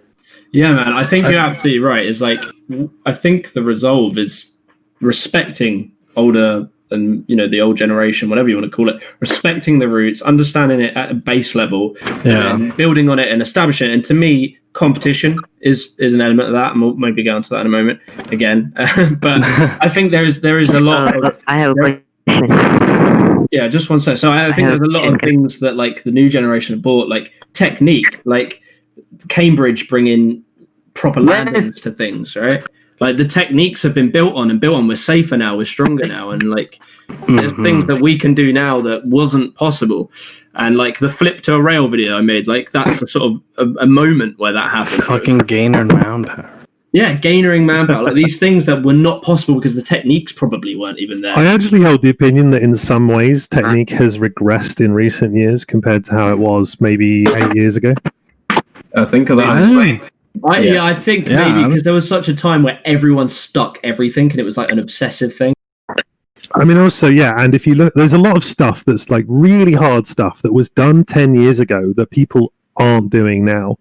And like the certain technique knowledge and even how to jump. There's a lot of people now that I see that don't know how to jump, and they're doing big jumps, but they don't jump properly, or how to roll or how to climb up and stuff. And it's weird how things that classical French parkour would really kind of find important, like climb ups, rolling, landing, these kind of like, you want this to be your armor when you're doing parkour. You want to build all these little elements, so if you fall you can roll, if you're hanging you can climb up, and a lot of that seems to be forgotten about, and parkour's core focus has shifted slightly. I feel like that comes from that, or I guess lack thereof respect for that original or foundation, I guess I would use the word. When it comes down to it, people like Jimmy and I guess Store to a degree, and anyone who's built some sort of following to a degree, they are trying to, I guess, build that and be respectful to that. But I feel like there is a certain level of of lack of respect in the lower, I don't know what to call them, but I guess the lower tier part of the community that doesn't necessarily always reflect and respect the original foundation that was brought up by the French parkour athletes and interesters of that time. I think respect is the wrong word. I don't think that it's a lack of respect. I think it's pure naivety. The fact is, this French attitude, I was taught this French attitude by two guys called Owen and Jin, and they directly got it from the Yamakaze guys in Lys, where they went to Lys and they learned like from the very, very, horse's mouth kind of thing. So that's where I've got that from. But the guys in Japan who have only been exposed to parkour through videos, where there's no Japanese translations for power is nothing without control. This philosophy and this cultural thing that we went through together, where we're all talking and we're all figuring this stuff out, didn't happen in Japan. So they don't have that French attitude. So it's not a lack of respect. It just never got there. So that's why they can't treat parkour in the same way, which is why Japanese parkour looks so different. It's much more dancey and it's kind of weird. And that's because what they got, they took the elements that they liked culturally and worked for them, and they couldn't take the elements that didn't translate because they couldn't know about them. Right. The question before moving on. Can I? Hello? Okay, I have a question. May I ask? Is nature parkour means trees? I have grown up basically with trees, and trees are sort of the parkour thing for me where I live. But are they parkour really? Because the mentality of parkour is just urban buildings and blocks. Friends also. I would say that is kind of incorrect, because the mentality, I feel like, is just the movement and the actual physical being of the way your body moves. I think the way you're applying it to the outside environment is regardless of the environment. I think the whole point of it is to be able to adapt to wherever you are. Mainly for efficient movement. I mean, we've got the founder in the chat. He'll tell us. Right. Well, the thing is, like you said, Japan, like with the dancing movement, like it's been like free running. It's becoming more free running. I don't know how to explain it. But can we talk about more flippy? I was gonna say we can talk, especially with new school philosophy and new school parkour. I was gonna say there's more of a lot. I like to think of for one person alone, even for such a young person too. Josh Malone is pioneering a whole level of technique and form that a lot of the new school parkour athletes and a lot of like kids that are coming up are going to be able to understand that and then take that to a certain degree. Josh is just that's 100%. No, it's so cool because I get to train with him personally. I like how nice. That's what it's so sick because like you don't really in that gym that he trains. Well, I don't think he works there anymore. I think because he's moving on with his team and like with his group of friends. But it's you're talking about Freedom and Temecula, right? Yeah, Freedom Motion and Temecula. So like it's split into like the main manager. His name's Jimmy too.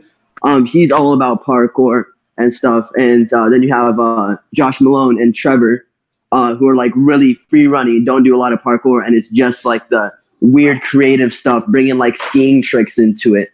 And so it's like a mixture of like both, like you said, mindsets and all that.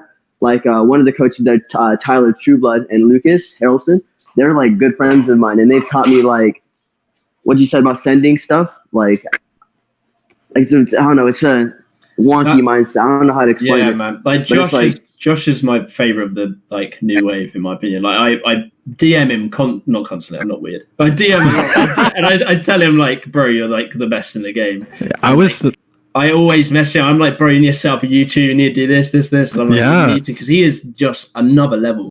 He was doing. Oh, go ahead. I just wanted to say that because of like there's this huge variation in terms of the mindsets of how people train. It's interesting because there are some people who will focus on like someone said, it was like more of conditioning, and then there are some people who are just send it, you'll be fine. it's kind of interesting to see that sort of variation in the community, I think. Yeah. On the subject of like people that are into the like pioneering the new school philosophy, I guess. Well, not philosophy, but like movement. Pasha the Boss, I know that he's gained a massive following on Instagram, especially from like collaborations and things he's done, because he does like collaborations with what's that one? Z. Vine Girl or whatever. Oh, yeah. I forget her name, but isn't it Brittany or something? It's Yeah, and he's again that new level of, it's like the aerial awareness. It's like this new thing of like learning exactly where you are in the air. What thing, if I grab my foot, how that'll make me turn different and stuff. Yeah, like what Josh has been doing. He's been taking flips from skiing and rollerblading and putting them in.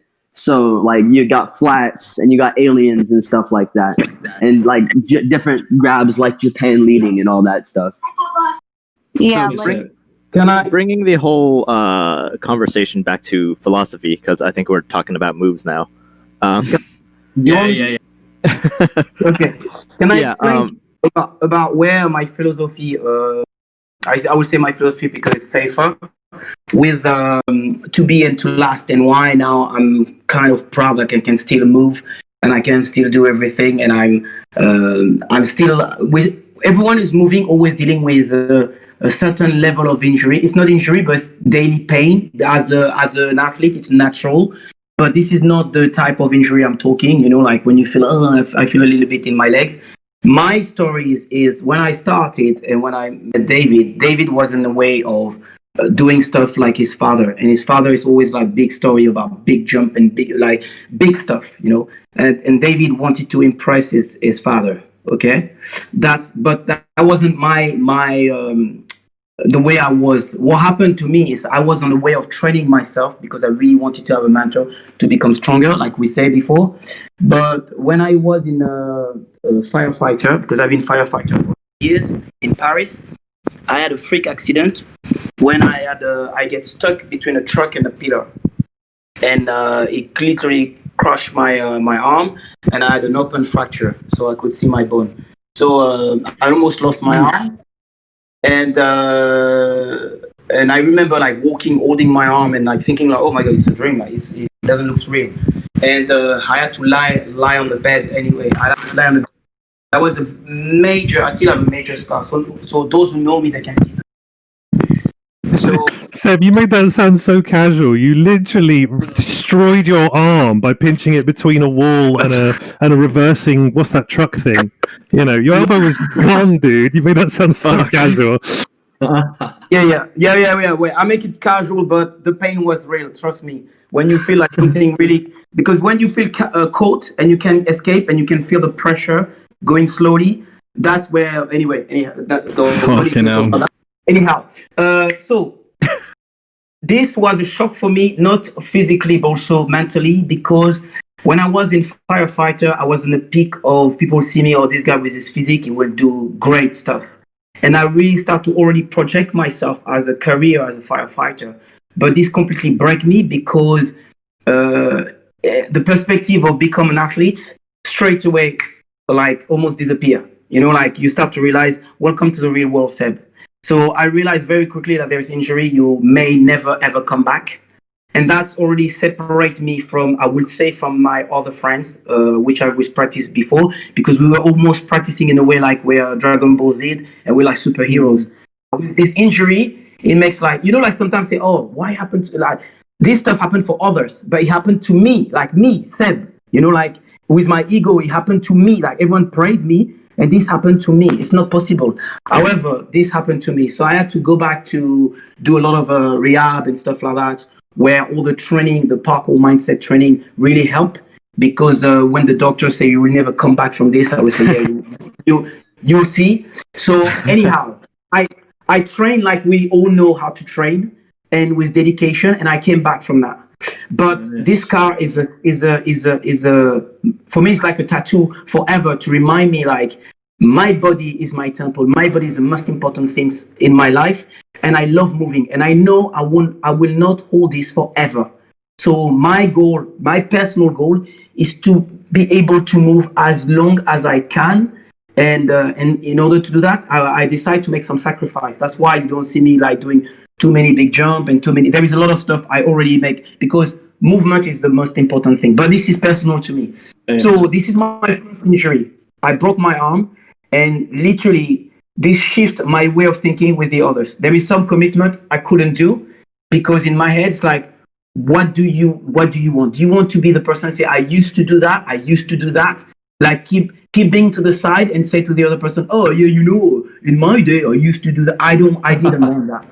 So I think I've been guilty of that, to be fair. I think like So I took an arrow to the knee. I wanted to be the person who is in the party, who joined the party, who is people and having fun.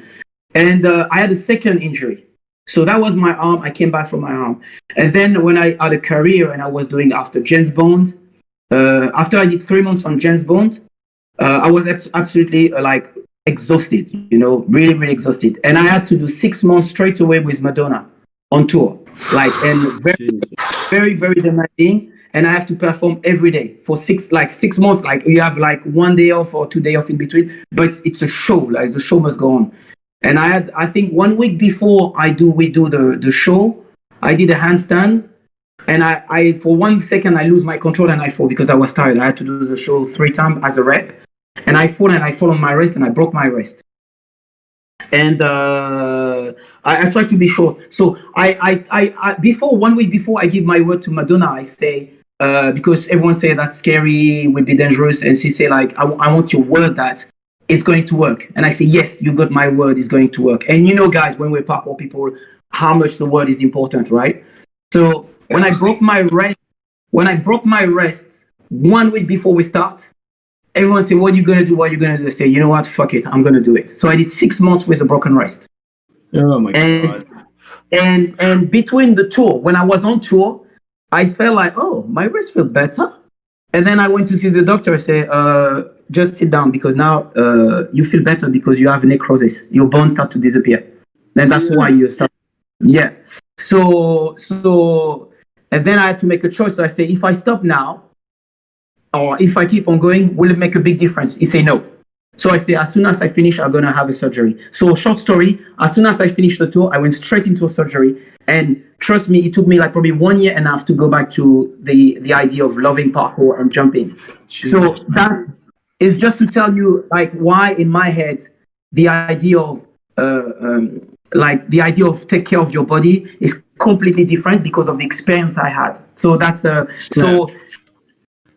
yeah, I think this goes back to what you were saying with to be and to last. And I think that's a mentality that actually is starting to come back in parkour because I think I've seen like the Motus projects make a podcast where they're talking about longevity. Yeah, Marks is actually always talking about this now. And it's like we're all starting because I think the guys maybe my age, like I didn't get to a very high level with training. I'm just someone who does it like casual, have fun with it. But to the guys that are my age who are at this high level, maybe 2 years ago and slowly going down a little bit because of injuries, they're starting to go, really, I want to be doing parkour forever. I don't just want to get viral on Instagram. I want to be doing parkour till I'm old. And now they're talking about longevity. How do you look after your body? How do you stay around? And I think this is a new idea, not a new idea. It's an old idea that maybe went away for a little bit, less talked about, but is now starting to come back. I see. I wanted to touch on a little bit what Ryan said. Idea.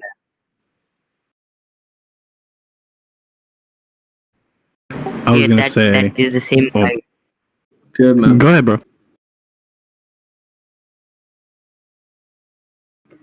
Say what you're going to say there, Diego?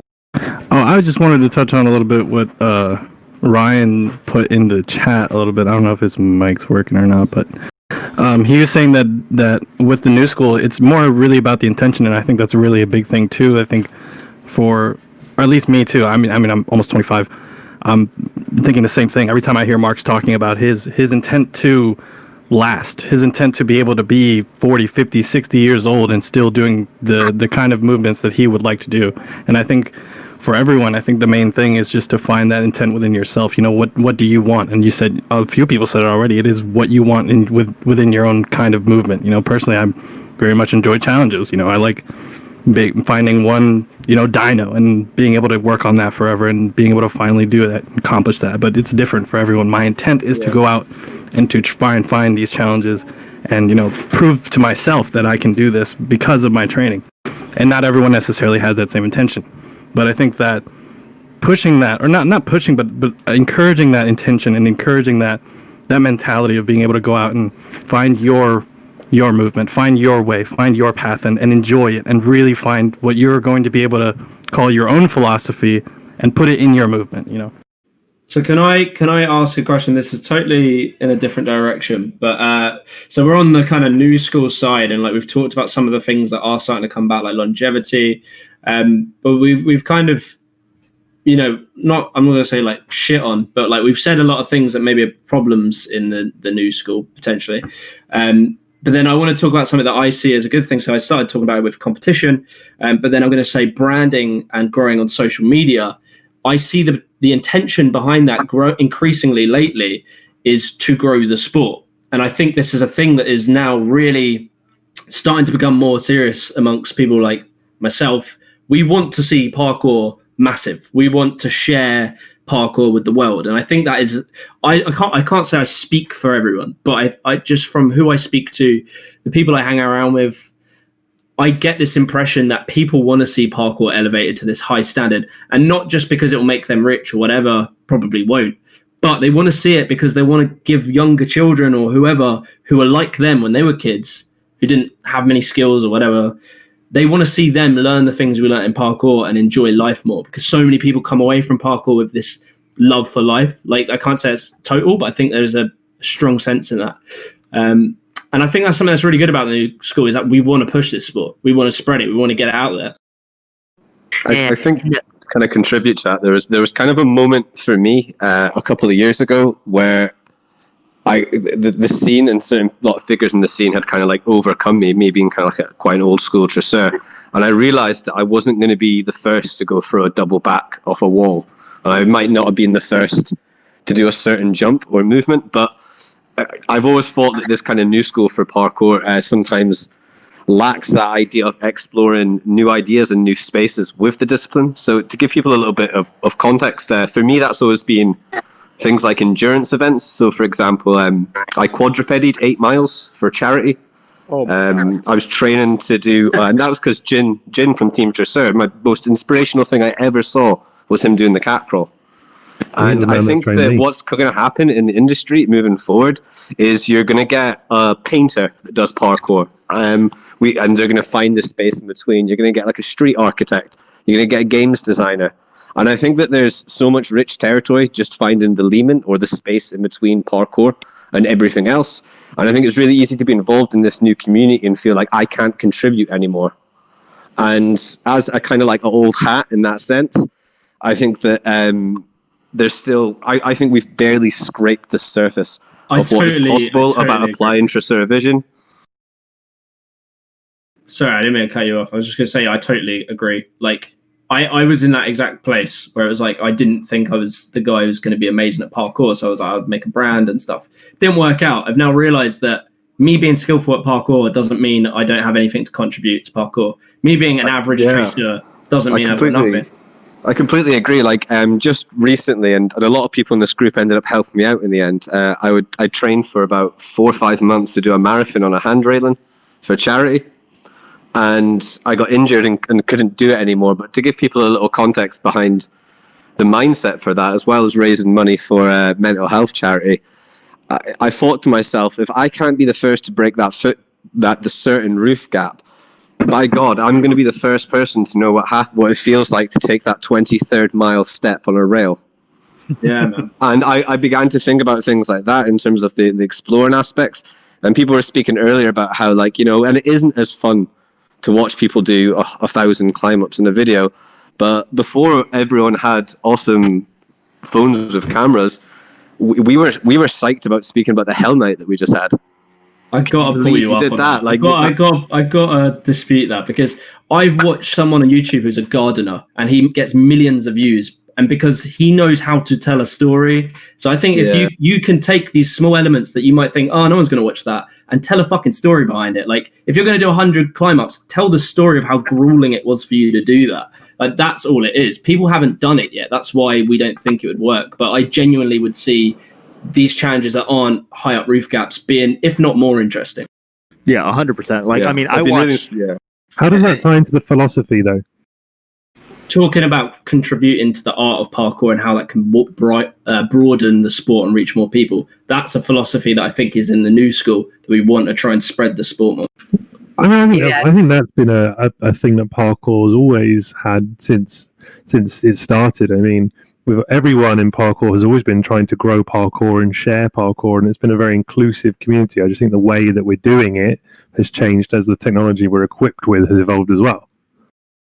Yeah, I think there are some things that parkour was and still is, and one of the things that I really like a lot is that we can, at least for me, speaking for myself, I can be happy if somebody does a new movement, even if it's just a 1 meter precision to a rail, if they've never done that. I mean, you can just really feel along with somebody and their achievement, and I think that's a very that's a thing that was there in the beginning, and it's still there now, and it enables us to enjoy the moments when people share them in a video and tell the story behind it as well. Yeah, exactly. Sebastian, could you speak on what you were just saying? Sebastian, you were saying there it wasn't always. I think it was in response to what Scott was saying about people wanting to push the sport. Because I think you're right there, Scott, to a degree, but I do think there were some people that. I don't know if it was as conscious that they were trying to get parkour out there. I think there were people. I think Danny was like a person who was trying to get parkour out there. But I don't know if it was as big as a thing that I feel like it is now, but maybe I'm wrong. I feel like with muted. Seb, you might have muted yourself because your mic's. Oh no, because I think he might have crashed. His mic's active. If people's mics hang like that, that's usually their Discord crash. Like plug it in further, maybe. I don't know. Yeah, we came back to philosophy again from branding. I mean, to go on to the sharing parkour thing, definitely some practitioners didn't want parkour to get too big. There's stories of David going out and training only at 4 a.m. in Leeds because he didn't want to see other people. He wanted parkour to be for himself. I'm not saying that in general, but once it hit the kind of eternal September where it's too big to stop and it's going to keep growing and people are going to keep talking about it, I think that people have always shared knowledge ever since the forums, ever since Jump London, ever since Urban Free Flow. It's just that how we do that has evolved and changed. Yeah, no, I think that's fair, and but I feel like it is very conscious now, and I think that's something that's good of this generation at least. And as you say, yeah, all generations probably were doing it to a degree, but I think it's good that is a feeling that is very much shared. I think now more than ever, because when I don't know, fuck it. I do agree. I think parkour in recent years has become less cliquey. I think there was a period about maybe 10 years ago where parkour became a little bit cliquey, especially when people that were high skilled and more well known would go to jams with beginners. I think that it was a stage where the high skilled athletes would feel like a lot of their time from training was being sucked away by beginners and they didn't want to interact. And I think nowadays those athletes that are high skilled and more well known, having come from that stage of looking up to those athletes 10 years ago, are much more conscious of those beginners and are more respectful to them. Yeah, I can corroborate that in the Netherlands. At least I feel that in the beginning, I was one of those guys who was sort of on the border, where there were a lot of cliques and even secret meetings and stuff. It was all very strange, and also people really got angry and frustrated with that kind of thing. And right now I feel that it's way more open, and it doesn't even matter as more. If you do free running or flips or whatever, I don't see that distinction as I used to do anymore. But it's just you're meeting somebody, they're also interested in this movement, and let's train together. And it's very, very easy to connect with others right now, more so than 10 years ago, definitely.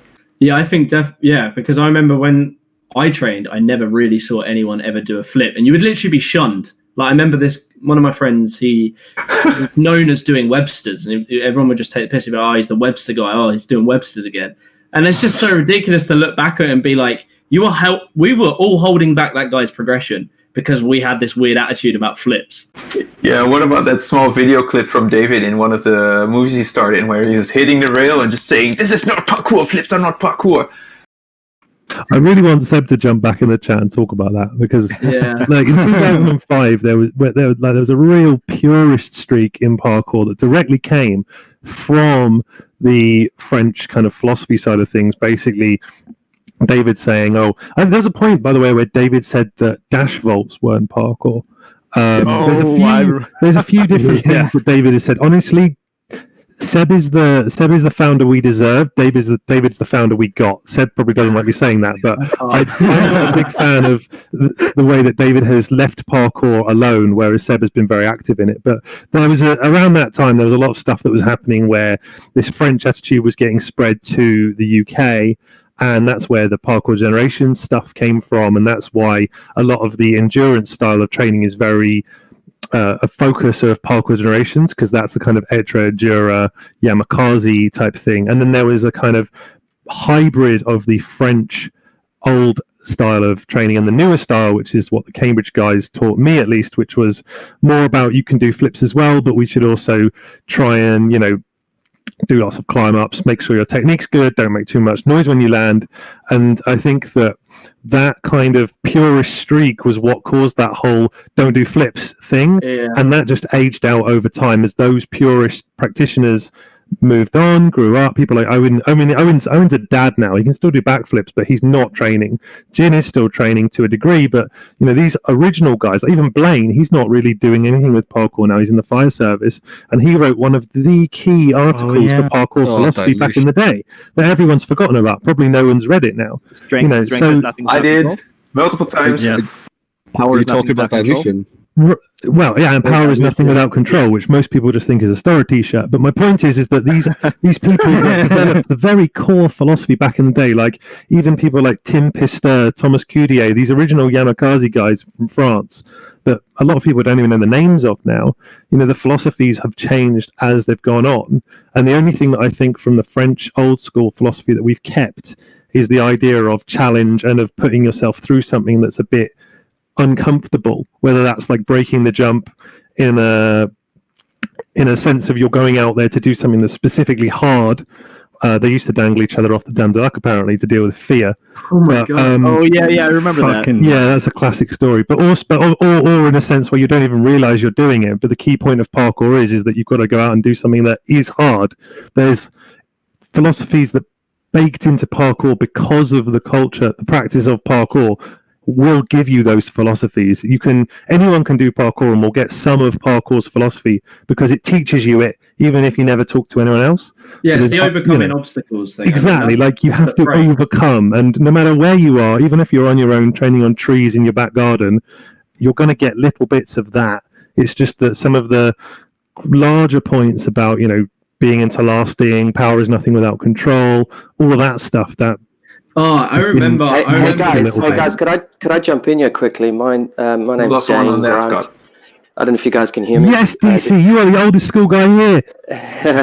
Hey guys, hey. I won't hold you up much longer. I've been listening in for a little bit here, and I feel I've got something to add. Apparently not pressing the button, I guess. Can you guys hear me now? Yes. All good. Yeah. Okay, cool. Yeah. No, I haven't been pressing the button. I've just been listening in. So for those who don't know me, I started out with parkour around about 2003. Am I disconnected or is nobody talking? You must be disconnected. Yeah. So I started out processing in 2003. what was just said, I guess. I was in Team Chasseur with Blaine and Nick and all the guys back then. And what I can say is times have changed a hell of a lot since then. When we were sort of training, and this is not a when we, and I don't really want to go in my day bullshit. This is really just things have literally changed. So back then we were trying to make something of this whole movement. None of us really had a decent income, although we had separate jobs. We were trying to supplement that with whatever training we could do or sponsorships. That was the whole reason for sponsorship, so you can try and sort of get something back from whatever you're doing and the time you're putting in. Times move on, and so with that you get family and mortgages and cars and whatever else that sort of follows with that. I mean, Owen and all those guys we used to train with. I'm a dad myself now. I'm 42 this year, 43. I still train, but I'm a firefighter as well. So Blaine and I both ended up going to the fire service, and I'm in New Zealand. The structure I live in, the area I live in is different. When I was training, I was around the corner from an estate in Teddington. It was very easy to just hop outside and go and train. So things and lifestyles have certainly changed. And obviously the next wave came along, and that was your Stora groups and all those guys that sort of came on and actually made big money out of it. So they were in a position to be able to move to the locations or do the sort of things that we see on the videos these days. And it definitely is it's not just a lifestyle, it's a lifestyle that's been created by the means of funds and all those sort of things to put yourself in that position. So people starting nowadays, the philosophy wasn't one of I need to make this happen, it's I want to make this happen. It's cool. It's like skateboarding. I'll go and buy a skateboard and just go and do it down at the park down the road because there's a park there, but I have to drive to the park. Whereas for a lot of the guys who started out back then, we were living right next door to something that you wake up and that's what you do. So I feel that with that philosophy has changed. Oh, you cut there. Oh no, Dane. Dane, here. Ah, sorry, are we back? Yeah, you cut out. I sort of feel that the reason behind why we do things has changed. I've always believed that it takes 2 years. This was back then, though, when I was teaching. It takes 2 years for somebody to ask the question, why? They'll start parkour, it's cool, their mates are doing it, something on YouTube, whatever it is. But after 2 years, maybe you get an injury, something happens, and what's making you continue? And it's that why question that tends to create the philosophy in your own mind. That's when you actually start creating a reason to do it, to continue. People are going, you're an idiot. Why are you doing this? You're hurting yourself, or whatever the case may be. Or you're spending money, or you're doing things that you can't afford to do. But that's the point where you can't explain to the person next to you why you're doing it, because it's an internal thing. Up until that point, you go, it's a YouTube, it's a cool, it's a movie, it's a sponsor, it's a team. You can sort of point to these things, then people pick up YouTube and go, oh, that's cool, and it's just a cool thing. It's very superficial, very shallow. But until you start asking the question, why? And you cannot really explain that to the person next to you without them going, you're weird. That's where your journey begins. Can I, you got me thinking about something there. This might sound really pseudo-intellectual, so forgive me if it does. But if we take the phrase to be and to last, and I think a lot of people agree that that's kind of like a phrase that kind of backbones a lot of parkour. You kind of got me thinking when you started talking about Stora making money and able to live at a place that has good spots, making their life out of it. By making a career of parkour. I don't know if you guys can parkour. hear me, but I've just lost all feed there. Oh, can you hear me right now? Yeah. That's a shame. All right, Dane, we can't hear you. I don't know if you can hear us. I can hear you now. Yep, there we go. Awesome. What I was going to say is, so taking the idea of to be and to last being like longevity, probably in the sport, like I think the idea is like a lot of people want to train for the rest of their lives. If people who have got into parkour in the early days fell out of it at 25, 26, not through real choice of their own, but through career, from having a wife, having kids, blah, blah, blah, did they fail to be and to last? Did they not actually create a life for themselves which would sustain them doing what they want to do for the rest of their lives?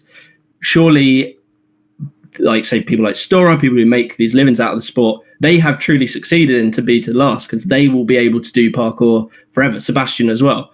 people who have been able to make a life, and it doesn't mean becoming pro in parkour, but being able to make a life where they can do parkour, which could be making a brand, making a gym, whatever, that is to be and to last. So the whole point I'm trying to get at there is I think some people, some of the older school, may have some issue with like brands and like trying to make a living and this sort of stuff. They sort of feel it takes away from it. But I would almost argue to the contrary, that is the philosophy, to be and to last. It would stick you around longer. You'll be able to stay in the sport longer. Just my brain going, so I don't know, it'd be interesting to hear. Yeah, no, I'll definitely take that on board. Unfortunately, in life, you don't know where it will take you. And for me particularly, I had to change career or tact in order to make a better income for myself and my family. I'm back. Hey! Welcome back. Hello, buddy. How are you, my friend? I manage. Oh my gosh, so long. back, Sorry, welcome we'll talk later. I haven't spoken to you for many years, so we'll talk later. I'll just follow on for this piece. How do I do? Attends. Give me a second. I just need to understand what I did. Oh, that's it. That's the one. That's the way it works. Speaking. Yes. So can you hear us? Hi guys. Hi, Hello. Seb. Hi. So you know where we're at in this conversation, I'm just going to summarize what I said. So taking the idea of to be and to last, by making a career or making a living that allows you to do parkour for the rest of your life, that doesn't have to be a career in parkour, but certainly can be. Creating a life where you're able to, is that part of the philosophy of to be and to last? Does that make sense? I don't know. So just from my side, as I was saying, you don't know where life's going to take you. I'm on the other side of the world right now. Yes, it is, Seb. Oh my god, guys. Oh my friend. Actual unicorn. Oh, my friend, you have no idea. I will talk to you in private. I think everybody's listening going, what the hell's going on? My friend. This is wholesome. I love it. Oh, buddy, my friend, it's been so long. It's been so long, but we will catch up. We will catch up. I just want to finish this because Seb, you will appreciate this. I'm currently on shift at work at the fire station, so I have to go and do some work quickly. But I did want to quickly jump in because I feel this is very close to my heart. And Seb, you played a very big role in helping guide me through this journey on the philosophy side in the early days. We had many talks, and I have a lot owing to you and your mind, and I think that's why we clicked early on. I think that's why we ended up becoming such good friends. So just to finish up the point, life has gone through a couple of changes, and with that, I found myself in a different environment, and certainly the structure has changed. Buildings are not the same here in New Zealand. The things that are here, I still look at. Parkour is with me every single day. I talk about it. I talk to people. I help people in terms of their training. I still train whenever I can, but it's not to the level that you see. I'm an avid supporter of any channel that talks about parkour, and certainly in a level that promotes it positively. I don't know how many people I've sent to your page, JimmyTheGiant, the JimmyTheGiant page. Big love. I've sent people to Stora, and they are now avid fans. So I feel I'm still an ambassador for the movement, and especially the philosophy. I've been teaching parkour through my stunt school when I was still running that. So I feel that I still have a valid voice in sort of the promotion of the philosophy and where it goes. However, life does change, and I'm not on the platform that everybody looks at. There's certain times and things have changed. And I think there are people who are doing it better and have a better say about it. I sort of feel in years to come, I will fall back on that very quiet dojo type structure where I will be there to train people the old way, which is what I know and what was taught to me back in the day. And I will be that quiet guy just doing my little thing without. Out there, man. I feel that. I feel that on every level, though. I feel exactly like what he's saying. Just exactly. Yeah, like even when, I think I fell out the scene for a little bit, but it was always still there. And it sounds like even with a busy life that's going in a different direction, it's still playing this part in your life, which is great, really. It'd be so sad, I think, myself, if parkour wasn't something I spoke about ever again. If I hit a day where it was gone. I mean, yeah, I don't know. It would suck. Right. So I'm glad it is still there. There's a little bit of parkour philosophy I've been thinking about recently, and it's that for everyone that does parkour and practices, all your skills, all your movement abilities are only ever borrowed. Eventually, you will have to give them back. The only thing you get to keep is the mindset and the journey, the feeling. You've got. But everything else, at the end of the day, you're going to get to 80. You aren't going to be jumping over rails anymore. Right. You're going to be on your deathbed. Everything all the movement skills you get, you have to give it back. Even you said one day you're going to have to give that all back. You get to keep in your head what you did, your achievements, what you learned, how it changed you, and how it shaped you. So can I quickly make a mention? And that's 100%. I agree with that. I am going to ring off. It's with a heavy heart that I have to do this. I unfortunately do have responsibilities here. I need to go and back those up. I want to personally, I don't know you guys, each and every single one of you listening right now, I would like to thank you for keeping this alive. Please continue, and whenever possible, I'll be back on here, and I might not always be pushing the button, but I'll be definitely listening. Thank you so much to everybody for keeping this going. This is what it's about. It's times like this where things grow and the next generation comes through from the quiets of the underneath. Thank you so much, Big everybody. love, man. I really appreciate it. Thank you so much, man. Thank you. I don't know how to follow that, man. That was tough. Oh my god, yeah. Emotional. I guess I'm the next gen that's coming out of the quiet then. Yeah. I do. Sure. I did want to kind of keep going on the whole. I think expanding with the. A lot of us are maybe not doing parkour every day now, but parkour is still a big part of our lives.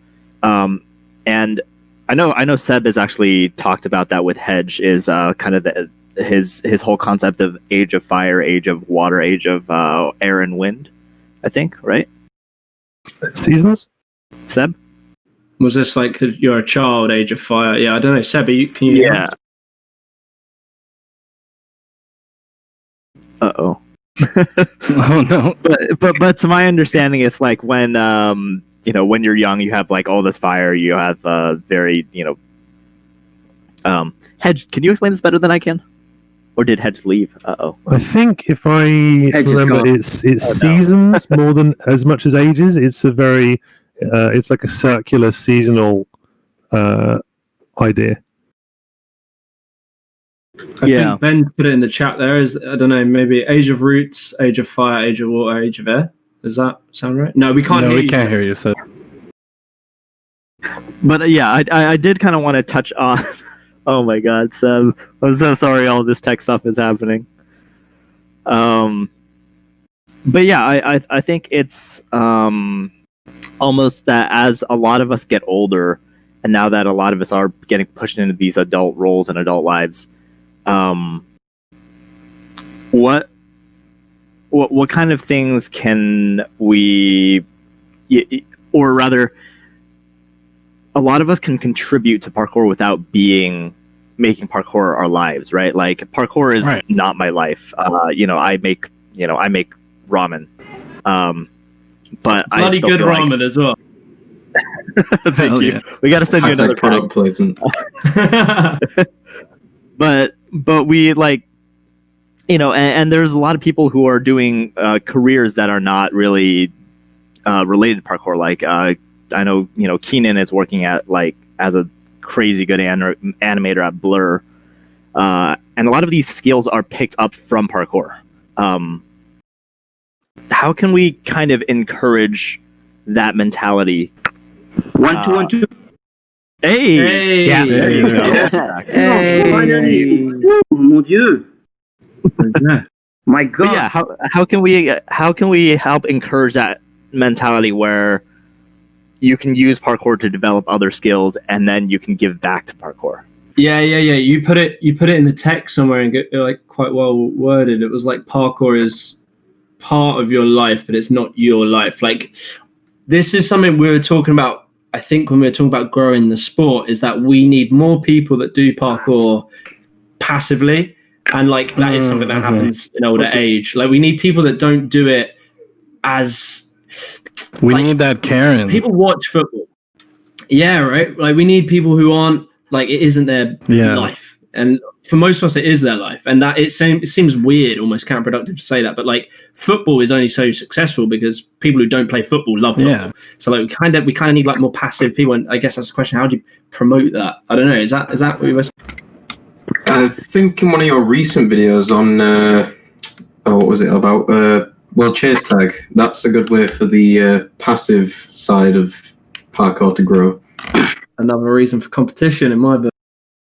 I think there's a lot of different ways, like with using Soul Destroyer as a kind of a parallel in the movie industry, and because so many parkour athletes like filmmaking, people can start trying to use like different things to bridge the gap between these different communities that we don't have access to, like comedy or like, I don't know, some kind of other form of art that you could bridge parkour into that doesn't necessarily have to be parkour focused or even super into parkour, but using these little aspects and having these little nuanced ways parkour can be integrated into everything is how it's going to grow, you know, and that's how I don't really see it as counterproductive. I think it's very productive. I think it could be a way where we can have that Karen start to do, instead of a yoga class every week, they're doing a parkour class every week. One day, you know, that's a beautiful I think David imagery. was speaking on it as like, yeah, what you're saying, like we need artists. Like parkour has always had a strong art element, but I don't know, I feel like with Instagram there's sort of less artists. There are certainly artists, and there are certainly people who use Instagram in an artistic way, but when I started 10 years ago, everyone had a camera and everyone was trying to make a video and everyone was trying to do this, and it was like there was artistry, and those artists are the ones who can really push something to different audiences a lot of the time. I believe that it can progress way further than any individual or group. So, for example, like I visualize this idea of cities being so movement-centric that parkour will be inherent in it. I imagine physical education, that you need to learn fundamental human patterns: to squat, to crawl, to jump, to invert. So parkour is ultimately going to be a part of that. So I think that as we kind of bridge the gap between all these things, and we really strip parkour back to this idea of kind of like base human movement, that hopefully it's going to be everywhere. It's going to be as innate as maths and English, you know. Parkour, everyone has parkour. A mind blower. I've never thought of that. I thought of that. So David, Jimmy, I've been quite inspired by you tonight. So I've written a couple of blogs about these things in Ukemi, but I'm going to make them into YouTube videos because I think it's going to be more accessible. But that's the wave, man. That's what we're trying to really communicate right now. For example, one of the things we're working on is bus stops. This is redesigning bus stops and thinking about how can they be more movement centric. If we make things more movement centric and allow humans the capacity to move and play, then parkour will come with it. You don't need to use the parkour explicitly. Sorry to interrupt. Especially like in the UK, like there's this thing about trying to get healthier because of the coronavirus and stuff. You can there is a way to sell that to people. Please can we talk after? Yeah, well, the best parkour spots in the world haven't been built; they've been found, and there's a reason for that. Yeah, David, can we talk another point? Because I'd love to talk. And if you need any criticisms or any advice on videos, that'd be great. I can help you with that. But yeah, what I was going to say, so I know someone, it was a passing comment he made. He's like a consultant and he consults with like landowners and blah, blah, blah, blah, blah. And we're talking about parkour and he just sort of goes, I just had a really good idea. Imagine if we made like this sort of passive parkour park inside of a town. And it wasn't really a parkour park, but it was so well built that you'd be able to do parkour. And like the selling point for the company that would do it would be the artistry. It'd be like, having the skate area that exists at South Bank. And he was just sort of thinking about it. He said it in a passing comment. I was like, that is interesting. And what you've just said there is really like piece that together. That's ingenious. Well, we think the access point for it is kind of framing these things as public spaces or kind of sculptural art outside. It allows you to escape a lot of the kind of health and safety kind of red tape around it. So we're trying to look at how we can approach that as an artwork initially and kind of begin to apply that to like fundamental amenities, however you say it, in the city, like, staircases, benches, things like that. And if it can look amazing as well, like that's that's like, oh, that's such an amazing idea, bro. Ooh, actually, thanks, yeah, guys. Check out Ukemi, and yeah, Jimmy, we'll chat a bit later because I would like to try and make these ideas a bit more accessible. Drop a link. Yeah, I'm about it. Everyone wants to hear that. I literally just started doing photography of my local spots because I realized like no one really sees the beauty in the architecture. I feel like parkour athletes do. So I'm like, I feel like seeing the world through our eyes and being able to see the beauty and even just man-made architecture is amazing. Yeah, like the brutalist thing was quite cool at that point. Right. Like brutalism, that's such an artistic achievement to get people to care about what was specifically designed to not look good. Like Dam's Mead. But how about like even kind of more things like legislation? So at the moment we're doing a project with Parkour Earth and Parkour Outreach called the Movement Card. So we have one for Scotland and the Finnish one's on the way, which outlines the law and your ability to practice parkour in that country. The idea is, as we build up countries for that, we have examples of countries that are more liberal with movement than the countries that are more restricted are able to use that legislation as best practice to fight for more rights to move, fundamentally.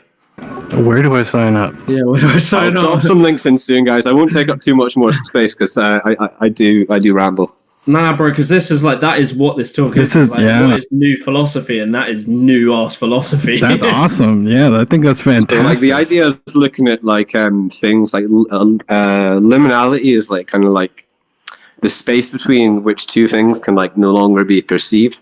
So if you take parkour in any random ass thing, you can draw a big line and you can write. So let's say parkour and competition. So like explicitly parkour on one spectrum and competition is a different entity. How can you make that thing as competitive as possible on one end of the spectrum? And what's the simplest change you can do? So if we look at competition, we break it down as an idea of a spectacle, an idea of breaking human achievement. So spectacle would be in there early and you start coming across things like performance or durational actions. I mean, I got a lot of jit for that event I ran because I wanted to just do a 6-hour parkour event.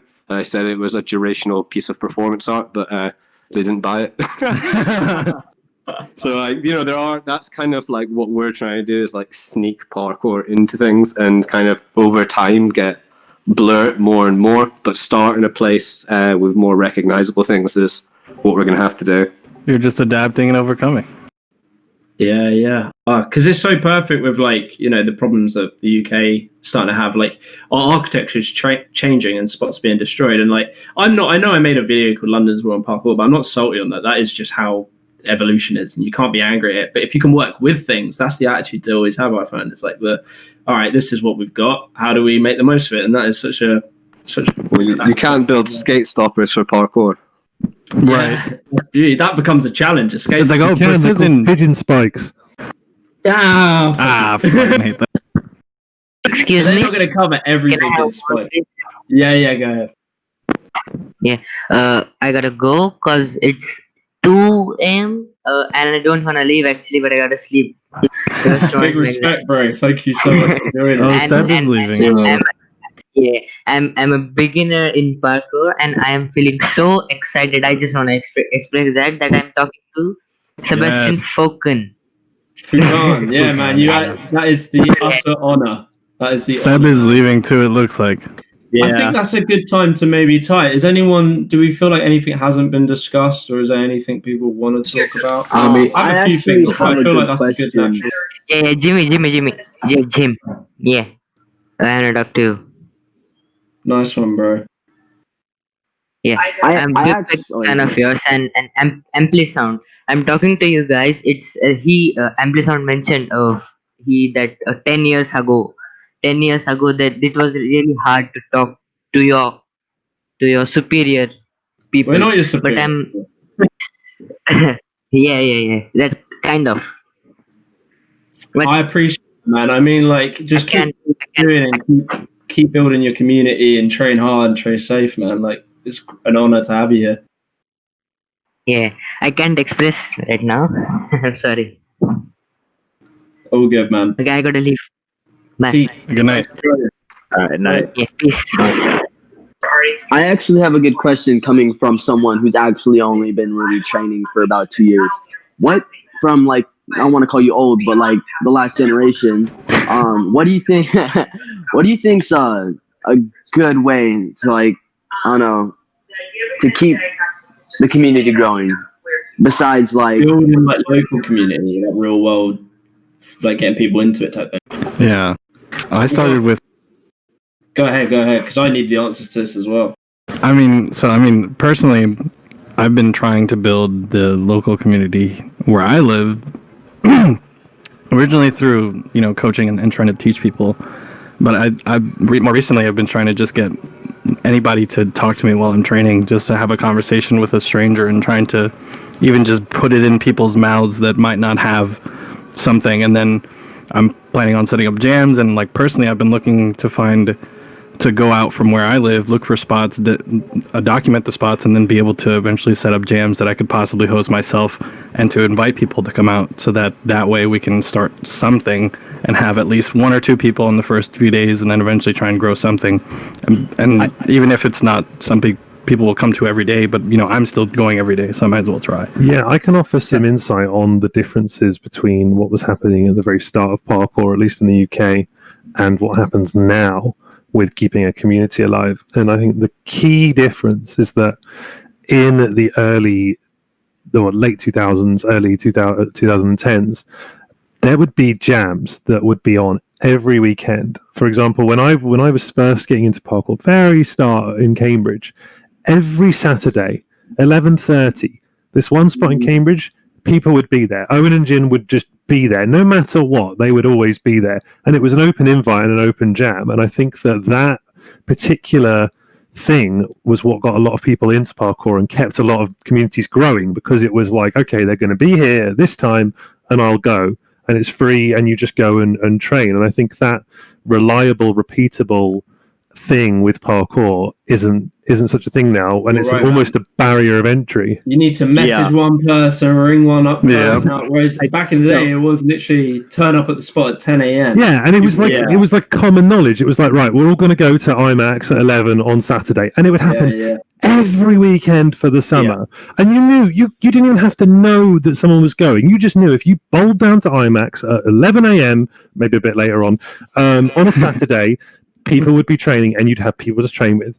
And that was just like a thing. And I think that now it's a case of, oh, should we go out today? Oh, well, where should we go? Oh, well, 4 of us are going to Brighton this weekend to see this lot. Oh, well, 2 of us are going over there. And it's so much more fractured simply because there's more people and more spots and more places to go. It's not got that central hub like we used to have with IMAX and London. Consistency, isn't it? Yeah, and I think that's what Team Fat have kind of acknowledged, and they've only been training like 3-4 years, so I don't even know if they were around at a time where you would go. Actually, I know for a fact they weren't. Like Abdullah used to train pretty much on his own when he started, but like they're starting to make this regular. Every Friday they meet. Every Saturday they meet at IMAX, and they're trying to bring that back because they heard that it exists. Not even because they've experienced it. Yeah, I think it's something we want to do as well. We want to have we haven't done it yet because we're a bit useless, but we want to do this thing where every 2 o'clock on a Saturday in Cambridge, just come along and join in, and it's like a free session for like an hour or something. That's the kind of thing I think that will keep communities alive, not just local gyms and stuff, but just free sessions like that where you can come and you can meet the experts, and you can bring your kids, or you can come along with your part of the furniture as well. Exactly. Like because I remember, and that's that's a really good point because when we had these normal jams, like back in St Albans where we started, it was like random people would come up to you, ask about it, and then next week they're there at a session because you're part of the furniture in that community. You're always there. They seem friendly. They're nice. It's exciting. I might go chat to them. I might end up doing it. That's a great way of building a community, and I hadn't even really considered it too much. I think one of the unexpected negative effects of coaching, and this is not to critique coaching, I coach myself, is when we began relying on that a little bit more for an income, the most popular classes were on Saturdays and Sundays, and still are, for children, because the parents can take them. It's easy to get back and forth. And I think that's accidentally, in our scene, fractured it a little bit. And then there was almost this disconnect between the people that were coaching. I blame the children.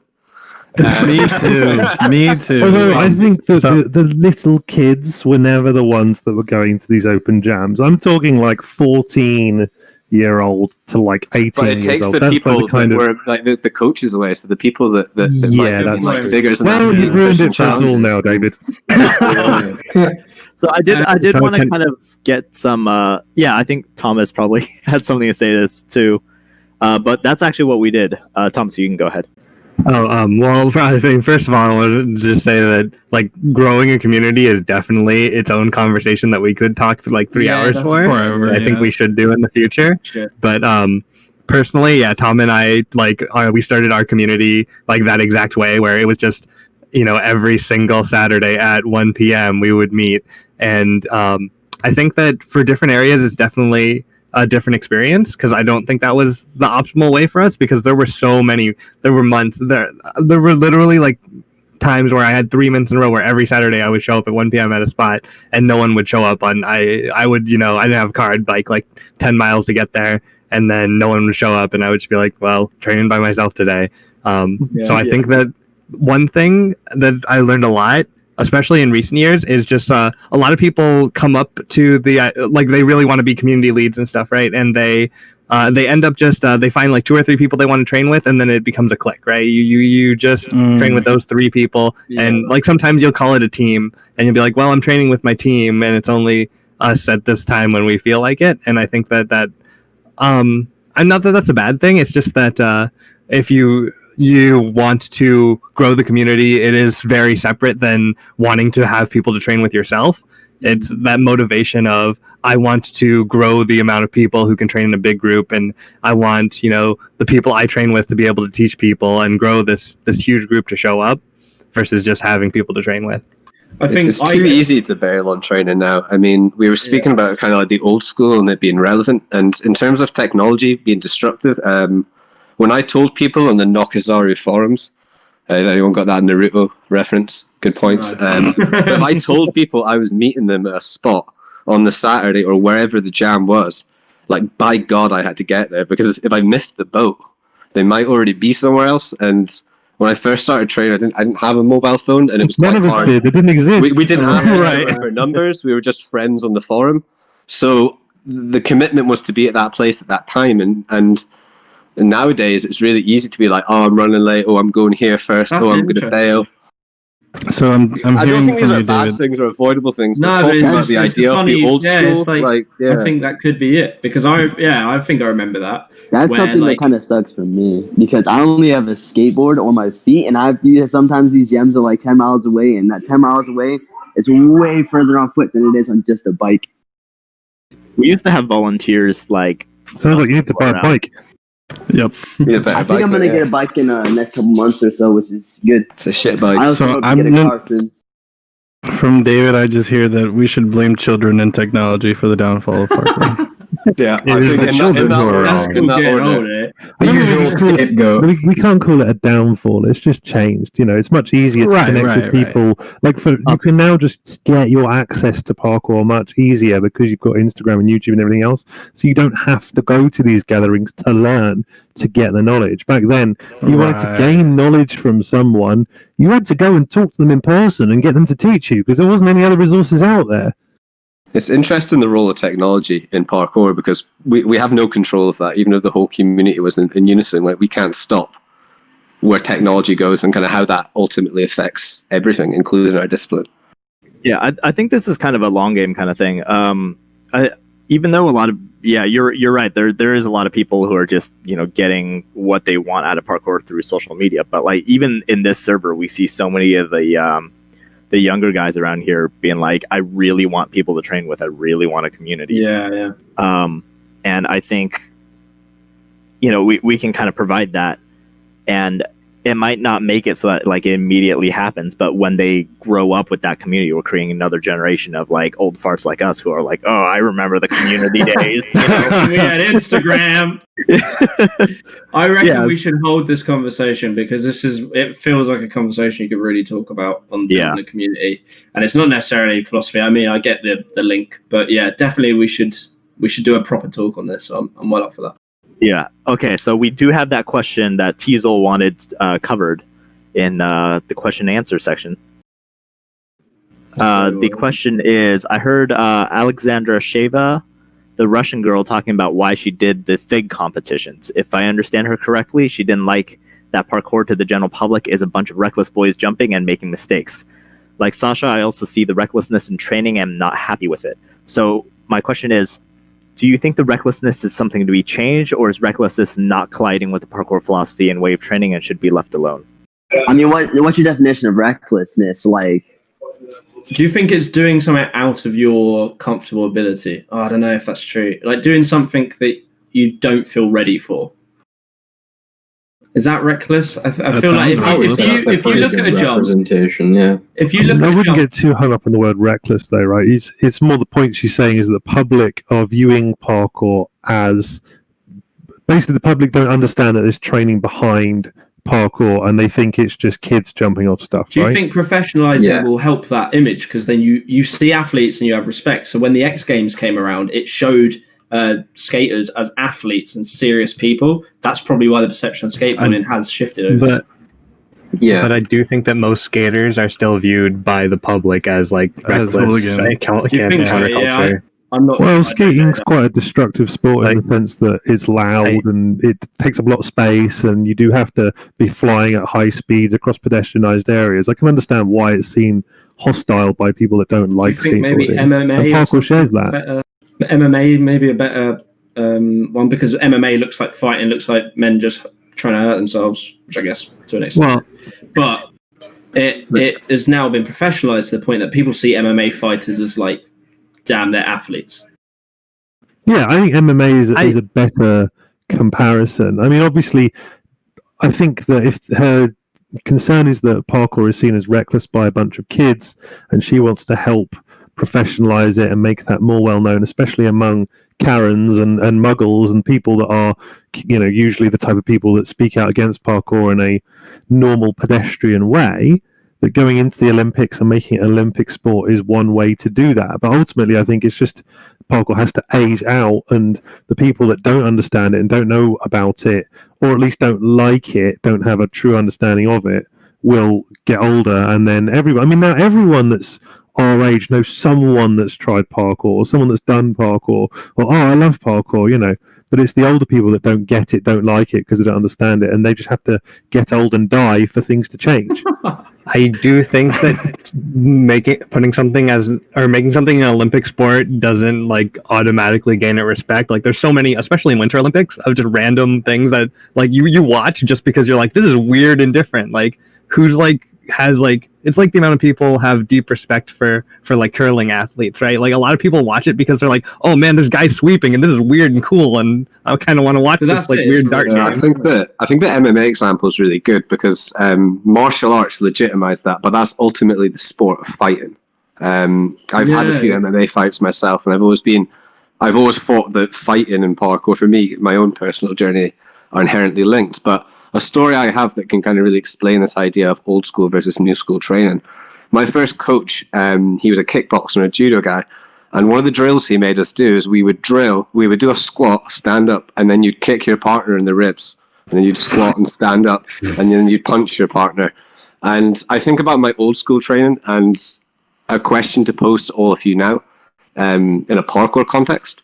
Do you think you would have done more damage to your body ultimately if you started parkour today versus when you started potentially all those years ago? Because my method of training parkour, for what I perceived, that kind of Dragon Ball-esque, doing a parkour workout and doing so much quadrupeding, you hurt your wrists, so many squats that your knees were burning. Yeah, I think did this really benefit us? Like, I us more than what's happening think today? you're onto something there. I think that Have you romanticized that? Like, Yeah, because I'm I fucked my completely wrists right. and I've got a bad knee. So and I trained as old school as it gets. I mean, yeah. also, we used to go out for like 10 hours, like 10 a.m. Hell until no. 10 Who remembers p.m. Hellnets? And you'd Who remembers go Hellnets? out and you'd do like height drops, and then you'd walk to another spot, and then you just take height drops. It's awful training, man. It's a good point. I think, like, if I think to my injuries, my ankles and my knees, they never came from doing something reckless and crazy. They came from training so much, and because my mentality was, I love parkour, I want to train all the time. I don't want to ever not train. I would train through injuries, and even when I thought I was strengthening myself, I would just train through injuries. Flynn wrote a really good blog about that. And in terms of the idea of like nothing's healthy if you do it a million times, it's the gist of it. I've just slaughtered it. Flynn's a really great writer, Flynn Disney, if anyone wants to look into him. But he's written a blog that kind of touches on these things, that kind of ultimately the idea of repetition, like how healthy is anything that you do above a certain number of repetitions, Not all athletes practice their sport technically all the time, and I don't know, I'm kind of getting a bit lost, but you know what I mean. Yeah, good example. Well, I think you're onto something with that, and that old school philosophy of let's go out and do a hell night, or walk 40 million miles in quadrupedal. You're never going to implement that in your training, and I don't think that doing that one single thing is going to significantly create change in your body. Imagine if you went to one fat gym session and you worked out absolutely massive. That's what we were asking to happen. I had a massive argument with Hedge a few years ago when we were speaking about these things, and I posed to him this ultimatum. There's two people who are exactly the same, and they have to get to the top of a very large skyscraper. They have to run up all the steps, except one of these people, a year ago, they had a gun to their head, and if they didn't get up within a certain time, they're going to be shot. But on this day, at the bottom of the skyscraper, these two people stand, and physically they're exactly the same. Who gets to the top first? So I think that there is still value in that old school method of every once in a while, going out and maybe still doing a hell night, or taking a fight, or doing a jump that maybe is a little bit risky. But I think the idea is that we need to gauge how much we're doing that, and I think that's what I've learned as I've gotten a bit older. Is kind of I can't do that all the time as much as I want to be in those Dragon Ball animes and just pretend that's my life. It's the gauge. So you do it every once in a while. I think even healthy weightlifting, I think they do a similar thing. I might be wrong, but I think they will do a session where they just destroy their bodies, utterly destroy themselves. And maybe every now and then it's fine. But I think Scott's point, which was a good point really, is that we did used to train ridiculously. It was 10 hours and it was grueling, and you'd be utterly exhausted, and you would have survived off of a diet of Maryland cookies and maybe your water bottle. Yeah. I remember. I'll tell you, you go on. I was just going to say, I'll tell you a funny story. 2010, Red Bull Art of Motion Vienna. I'm shooting this for the Urban Free Flow Jump magazine, actually. And all the competitors are getting ready, whatever, right? And Scott Jackson is rolling his legs out, to get warmed up or after his thing, and everyone else is looking at him like he's a weirdo. What are you doing, rolling your legs out? And now everyone does it. It's a common thing. You roll your legs out. It's better for your body. And I think that it's just we didn't know what we were doing. We just guessed.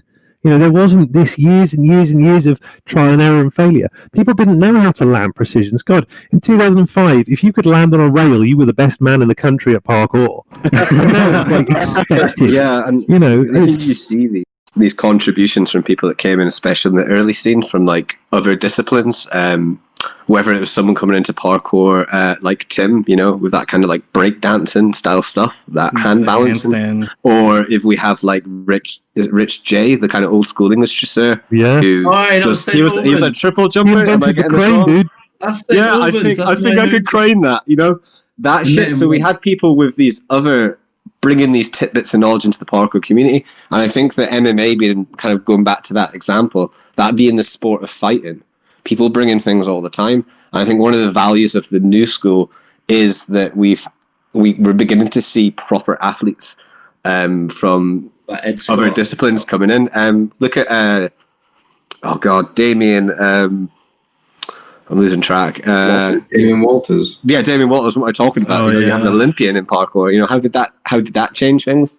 And I think that is one awesome thing about our community, that it isn't kind of channeled into one dogma or one idea. I believe that to explain parkour to someone, it's important that we all disagree, and that's what makes it exciting. And like you say with the Scott Jackson example, he brought in that rolling. Where did he learn that? And I think that's what's really cool. Parkour becomes this melting pot of people doing movement in urban space, and it's exciting. And I think that's what ultimately supports my point. I think that people training now, Seb has a concern. I know that people training now are not going to last as long as he has, and there are obviously many statistical anomalies. People like Phil Doyle. I've never seen him do a warm up in his life apart from a bit of skipping, and he can go out and send something insane, and he's just fine. And then there's also athletes, people like myself, who were never very good at parkour, never did a lot, and have got horrendous knee problems, and biomechanically weren't designed to get good at parkour, and it's not gone very well. So obviously you've got survivorship bias of the pro athletes who are still going a long time. But I think on the whole now, the technique knowledge is better than it was when we started, and probably long-term overuse, debilitating injuries, knee, cartilage, that kind of stuff is less likely to happen now than it was when we all got involved, 15 years ago. Yeah, I mean, when I first started doing parkour, I was lucky enough to start in a gym and do conditioning. I mean, I didn't do it as much as I should have, and now I've got Osgood-Schlatter disease, if you've ever heard of that. I just call it four knees because that's what it looks like. That's just a meme between me and my friends. They just say I've got four knees. Wait, isn't that where the top of your knees are all wobbly and they don't really work? It's like the bone in the front of your knee sticks out below your first knee, if you want to call it that. Knee. But it tends to go away as you get older. Used to call me having fourth knees now. But how long have you had it for? It tends to go away as you get older, right? I've had it for a long time now. I got it in about 2017, and I've still got it now. It causes pain still. I think it was about that time. How old are you? It doesn't cause pain. I'm it's just 14. a deposit on your knee, isn't it? If I remember rightly. Yeah, you get no power. My friend has it. You have to be genetically predisposed, right? Yeah, when I first got it, it was horrible. I was in pain all the time. But after a few years of having it, it's fine. It doesn't actually affect it that much. Much like shin splints, I think it goes over time. I might be wrong, but I think it does. I think I had it. Shin splints are when you don't stretch the muscles around your shins a lot, and then it's like pressure fractures. Yeah, Lorena has that. She's gone through that, shin splints. These they're all overuse injuries basically, and a lot of those overuse injuries, especially in parkour, stem from poor technique or biomechanical adaptation to poor technique, like you're not flexible enough, you're not landing your precision properly, you're taking too much impact, you're taking too frequent impact, all this kind of stuff. And also ultimately some people are biomechanically designed to have less of a chance of doing well in parkour than others. Like Phil, as another example, his ankles and his wrists, they're just thick. He's got big chunky ankles and wrists. I remember someone was doing a study between knee size and weight and height, and trying to see if there was a link between the physical size of your joints and how well they would last in parkour versus your height and weight. So there is biomechanical elements in that as well. So as this relates to philosophy, right? Because we're talking about essentially to be into last here, right? Yeah. And I think that the idea behind it, even though everyone's at a different level physically and is genetically, able to last longer if they're responsible or not, the idea of to be in last is that everyone should be focusing on lasting as long as possible, right, and avoiding these injuries as much as possible. And I think that for sure. What I'm saying is that some of the older philosophies directly counteract that by prescribing things 4 miles of quadrupedal of walks and that kind of stuff. I think actually undoes that more than it's ironic. It's ironic. They thought they were going to last, but really it didn't. I was going to say something it's interesting because I think that back then we didn't. Yeah, I think in the early 2010s there were a lot more people who were getting into sports medicine because of their love for parkour, and a lot of people learned from that we're going way too hard. Because you see stories of people doing ultra marathons and how in shape they're, and you're it must make sense for parkour too. If I do QM for 8 hours, I'm gonna live forever. Yeah, I think the idea of to be to last, just thinking about it, is a really philosophically sound argument, because the only counter to it, and I think this is why some people don't train in that sort of longevity idea, is because of probably thinking they can get really good really quick and blow up on social media. But even if you just give the devil his due, say that's correct, right?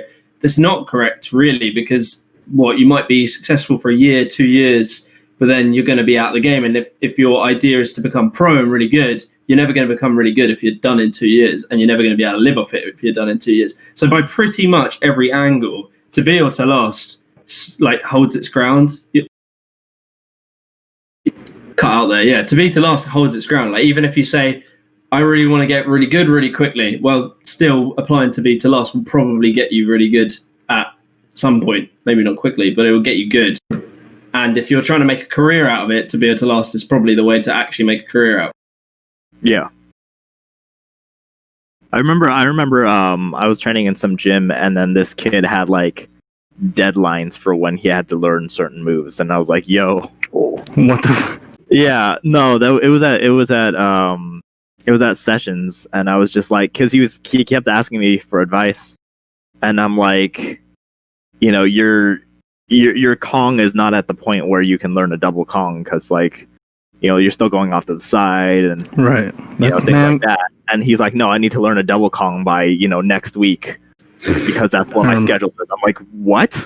It reminds me of the kids I used to teach, honestly. I remember trying to let them know, like, at a certain point, you have to be comfortable with every facet of whatever you're going to be performing to be able to move on to something that is more difficult. Yeah, did you guys talk about Etrafil, Etrautil? I wasn't here the whole time. Did you do that? Kind of. Very briefly. Kind of, yeah. Because in early parkour days, those Etrafil, Etrautil, and Etrajura, they were like held in the same regard. And I think that now a lot of people like to quote to be into last and don't really think about be strong to be useful. Mm-hmm. We touched on it. Yeah, but from what I understood back then, be strong to be useful wasn't a literal, like, be strong physically strong to be useful physically, like useful you're going to save someone from a burning building. It was as much as be strong, a strong person, like you can push yourself and do things, you're able to go out there and train in the rain even though it's wet, because it was that kind of strength. And the utility was that you were adaptable and you had experience in all kinds of situations. Yeah, I think we were sort of saying at the beginning about it and how, like, yeah, it's a mental thing. It's like, I feel like I'm a capable human, and in any situation, I'm not going to fold under fear or whatever. And it could be a physical thing, or it could be a stressful, emotional thing. I was going to say, there's one thing that we kind of haven't spoke about, which is, and I don't know how because it's in David's name, but Ukemi, and the idea of, like, oh yeah. I learned. No. I'm pretty sure Ukemi is the art of falling. Can I say something? Yes. Yeah.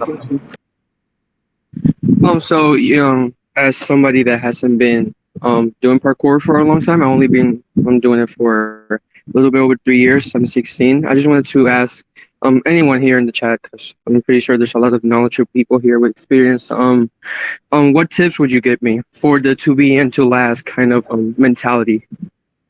Condition. And I've only been training for 2 years. Play more video games. No. Yeah, I would say. But don't, like, basically, the enthusiasm is the most dangerous thing. Yeah. I think almost every overuse injury I've seen is because somebody was just so excited to do parkour. Yeah. That's definitely how I got my. I can relate to that when I don't know who mentioned it in the chat a few minutes ago, but you know, as teenagers, we do have that rush of adrenaline and dopamine, just trying to do everything all at once, and that's what gets us hurt. And in the first year, that did happen to me, and my coaches told me, like, "Yo, chillax, you gotta take things step by step." So that's what I've been focusing on as well. Well, one of the things I'd say, and it's a hard thing when you're younger, I suppose, not to sound condescending, but it's like, what's your long-term aim in it? Like, if you're thinking from a logical position, like, what's your long-term aim? Like, really, like, bring it back. Like, do you want to do parkour for a long time? Like, is that it? Do you want to have fun for a long time? Like, what's your kind of long-term game?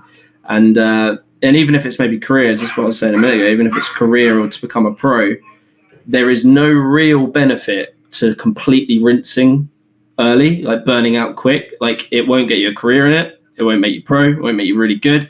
It won't make you able to do parkour forever. Like, what is your objective? Why do you want to get so good so quickly? And kind of thinking it like that, like, what's your long-term game? Do you want to be, like, strong to be useful? You know, think of it like that, maybe.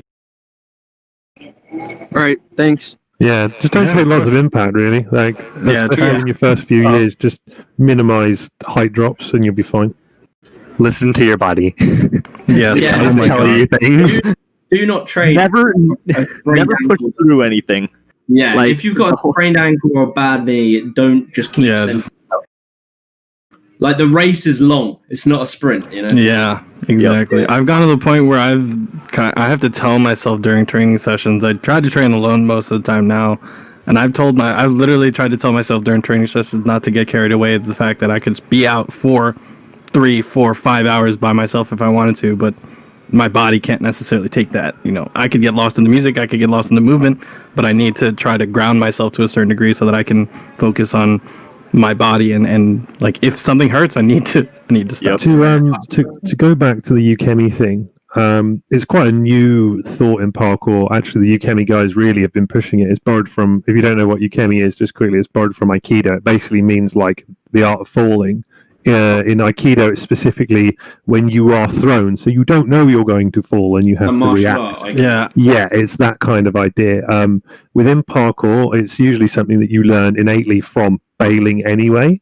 But I do think that the idea of learning to bail as a way of prepping things, like whether that's a bounce off, a bounce back, a catching, deliberately under jumping precisions and stuff like that, is something that is I was going to say that our kind of like way into using that as a name was partly because we had a few projects and we couldn't come up with names for all of them.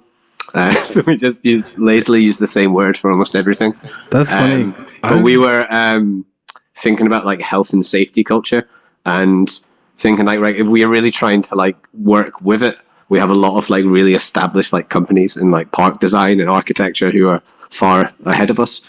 So we argued that due to increased health and safety, our cities being more suited to cars, so on and so forth, that everyone's Ukemi is dropped. And so our company tries to create things that encourages people to fall more often. So you are better prepared when you are old. You know, that if you've fallen 100 times and you're 75 and you have a slip, I think us parkour lot are going to have a much higher chance of getting away with it. I was going to say it's interesting that you think it's an older newer thing, Scott, because I remember when I started. I remember one of the first tutorials I looked up was a Amos how to roll tutorial, and Amos that is relatively talking new. That's pretty new. I mean, I'm like 2004. You're talking like OG. You're talking like 2003, 2004. Like, if you say you started in 2013, that means that's only been That's around new. That's Scott, do you remember Ben Roper? Of course. Holy shit. Yeah. Ben was like the guy who taught me parkour, and he was so forward thinking. Like when he was teaching us, he set up these like things. We had a gym, and this was like 2010, which is pretty cool. But That's awesome. He got these like cushioned blocks because they didn't have like built stuff. It was just cushions, horses, that stuff. He would stack all these cushioned things and tell you to like run at it, sprint at it, and trip over like as if you'd misstep, and then figure out how to recover. And it was so cool, man. Like I'd never thought about it at the time, and that was so early to be the guy. So there was around that time. This is the stuff that I think I really want to try and bring back some more. So around 2005 to 2006, when I was first getting started, and Owen and Jim were teaching me parkour, they never like put themselves above you as a mentor, right? But they'd always do these little things to help you get better that a lot of them have been forgotten. For example, you'd start running up to a jump and they just hold on to your t-shirt. So as you run, you feel a little bit of pull behind you. And it was the point of it was that you then have to choose, is my run up now fucked, or am I just going to go and do it anyway? Or for example, they'd make us go and we'd go and balance along a rail next to a road because they knew that people in the cars would beep at us, and it was so that you have to get controlled. You have to be like, right, I'm going to balance. Oh shit, someone's just beeped at me. Yep. I don't care. I'm going to hold my balance. And there was all these little things. I go out one night training with Owen in the night and stuff, and I did precision, and it was too loud. And he'd just go shh, and I was like, Owen, what do you mean shh? And I realized that I just had to not make noise. And he never told me why I wasn't making noise, but he effectively bullied me into these habits of, right, I need to be quiet, I need to speak less and listen more. I need to understand why I'm making noise doing parkour. All these little things, little games people used to play that were borrowed from like the French philosophy. And a lot of that stuff doesn't happen now. Like if you held someone's t-shirt when they were running up, they'd be like, what are you doing? But the point was that it's so you have to think about something you're not expecting. Yeah, the art of learning how to coach is definitely a little lost. One of the craziest old school things I saw around about 2013, 12 maybe. I was in London getting my Adapt level 2 hours. And I was teaching a class, and this links to Akemi and old school as well. And someone was jumping over a staircase. It was like it's just a standard kind of precision Elephant and Castle. One of these typically really nice sounding places like Elephant and Castle that was a bit rougher than we thought when we got there. And that makes me laugh about London. It's like, this place is wonderful. It sounds great. It's like a fairy tale. But the participant was afraid to jump over the staircase. And Yao seemed like visibly quite angry. And so what we all had to do was like do sausage rolls down the staircase for about 15 minutes because it was like he was distressed that this guy was afraid of the stairs. He was like he was annoyed at the stairs, almost. Right. And so we just rolled down the stairs and literally just fell down the stairs for 15 minutes. But the person sent the jump afterwards. We need more weirdos. Yeah. He didn't wear shoes for years. There's a few little weird techniques that I think people like. For example, we used to do one that was like a fear break, where basically, when you're looking at a jump and you can't do it, we just made the person just walk away and just walk back and do it. And then instead of standing there and looking at it and getting in your head, you just have to walk away. And if you walk back and you stand there and a second passes and you don't jump, you're made to walk away again. And it was to create action, like immediate action, instead of you having to stand there and prep things in your head and fight the battle over a long period.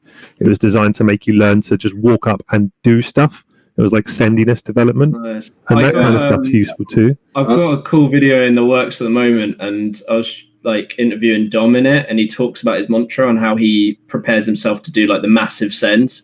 And it's fascinating. Like I had an hour-long talk with him, and he was sort of saying how he gets himself, and he's very disciplined, and like he really, you'll see it in the video, but he really like has that shit dialed in, and he like believes in it, Yeah. That's exciting. I can't wait for that video. There's no way that Dom doesn't have Feather Falling 4 in his like soul in his shoes. There's like he's just jumping off like 3 stories high almost. Like, dude, that's nuts. I would never do that. The old and the new gods. Years jumping off a garbage truck. Dom Tomato first a double front manpower question mark. He'll just jump down the gap in the middle. Yeah, it's triple front down the gap in the middle. I think before the double it'll be a 360 front, I think, realistically. Vortex is coming. I reckon. It's actually corkable as well, but it's filth. Yeah, that sounds crazy. Who does that? And again, but if you think about it, like we wouldn't even think gainer was possible at the time. Right. That was the best thing, man. How out of the woodworks that came. That really was crazy. Ridiculous. I remember joking about that. Like, I've definitely made that joke before. I'd never even joked about it. I mean, we knew it was plausible. It was just a bit filthy. Like everyone knew it was front flippable back in the day because it's a standing pre. Probably everyone in here, if you stood at the edge of manpower and jumped really far, you'd land on the other side. Yeah, it's not that bad. It's a little bit overrated. It's not overrated. I genuinely hold the opinion that manpower is slightly overrated. Climb up to It's such a thin wall. I think the thin wall is like no one really thinks about the takeoff and how awkward that is. I mean, unless you're doing it standing, but then the drop is intimidating. It is intimidating, but the actual jump physically, like when I went to Lease, like the warm ups David was doing for manpower are significantly larger than manpower. I think like physically it's not that bad if you're good at taking impact, but just the mental game, it's really scary when you stand up there in that regard. I'm just talking about the physical dimensions of it. Okay, yeah. Fuck, you guys make me want to do it. Physical and the mental. I don't want to do it. I looked at it. I want to do it so bad. There's no way I want to take that impact. I want to see someone do manpower from like standing backwards, so like a standing backflip, or maybe an Arabian. Fuck no. So I think would look sick. Guys, on the topic, do you think we've covered most things? Because we've been going for a while, which isn't a problem. But I just want to sort of So we haven't explicitly covered. Although I don't think this has been really an issue with this talk. I kind of expected this talk to be a lot more divisive, but turns out everybody's on the same page. So originally we were gonna have like this whole section about like how can we bridge these gaps, but like I'm not sure that's as big of an issue as I think. I think honestly, the question to that is just have more of these talks. So I don't think we can talk about 100%. These are really enjoyable. I think we did like touch on like competition and like pro and against, but we didn't really go into that.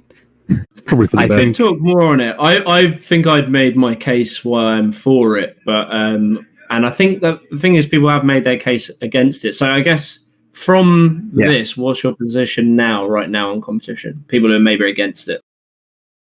Actually, expanding on that too, Thomas and I were talking a while back about like he for sure doesn't agree on competition. I'm a bit more on the pro competition side nowadays. But he's like, he will pretty much never agree on competition, but he does agree that, and I'm paraphrasing, so you can clarify, Thomas, but it was like, if there are competitions, he wants it to be somebody who knows and understands his point of view, so that stuff is at least addressed, right? I can see that. Exactly. Yeah. From what I remember, at least when we talked about this years ago, the main problem all the old school guys have with competition is that it's so opinion based. Like, how can you put someone like Ed Scott and someone like Callum Powell in the same competition? Yeah. They're not doing the same thing. Whereas at least if you're doing like a Ninja Warrior or a figure comp, or a speed comp or a skill comp, it's very simple. Did he do it? Yes or no? Was he faster? Yes or no? But as soon as you have panels of judges where it becomes down to who looks the most stylish, like you can't say that, flow and then execution, they're the complete opposite of each other. If you've got good execution, you've got bad flow. My opinion on it is like the idea of competition and calling it a parkour competition is so inherently like lazy and restrictive. I always like the name Art of Motion. And I think that if you consider, say, MMA being the sport and the derivative being the idea of fighting, I think that something like an art of motion and open it up to all movement styles, and then the source, being that derived from the idea of using obstacles to transgress space, parkour will be inherently there. But I think calling it a parkour competition is ridiculous because it tries to kind of It tries to kind of like box it in, and I think it's lazy. Essentially, Yeah. I think that you can get all the benefits of that and just not call it parkour. Why do you have to call it parkour? It's okay. It's okay. But the thing is, but that's my opinion. Parkour competitions make sense. Competitions make sense. It's free running competitions that people struggle with. Because like it's hard to judge. If you have it's hard to judge. But like, what's the problem with that? But don't worry about that so much. But like with parkour competitions, you can have style. You can have speed, and you can have skill. These kind of challenge technical, and then you can have chase tag. And I think they are free areas that are worth competing and seeing who can do the best and what is the best. What's the best a human can do in those elements? Style. I don't like watching those competitions. Don't enjoy them. But what's the problem with that? Like, if people do like it. I don't think the problem with it is just that it's really hard to judge it fairly. I mean, I think all of us have watched An Art of Motion and been like, why did he win? Because it's so hard to judge it in a fair way because it's an opinion base. It's like rhythmic gymnastics. You can't actually tell who's the best in a categorical sense because it's what the judges like more. I hope that the market will weed that out.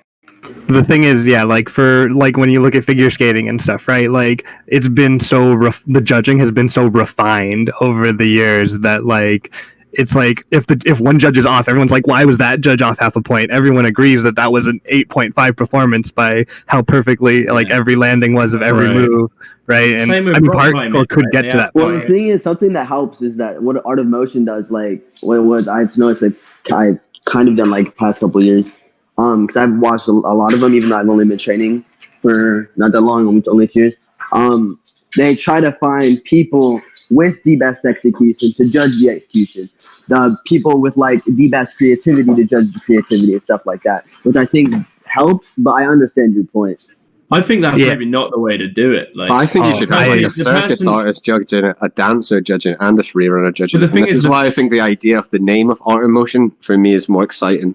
But as a piece of entertainment, you can't have random people. Like they had gymnast people judging the Fig parkour comp.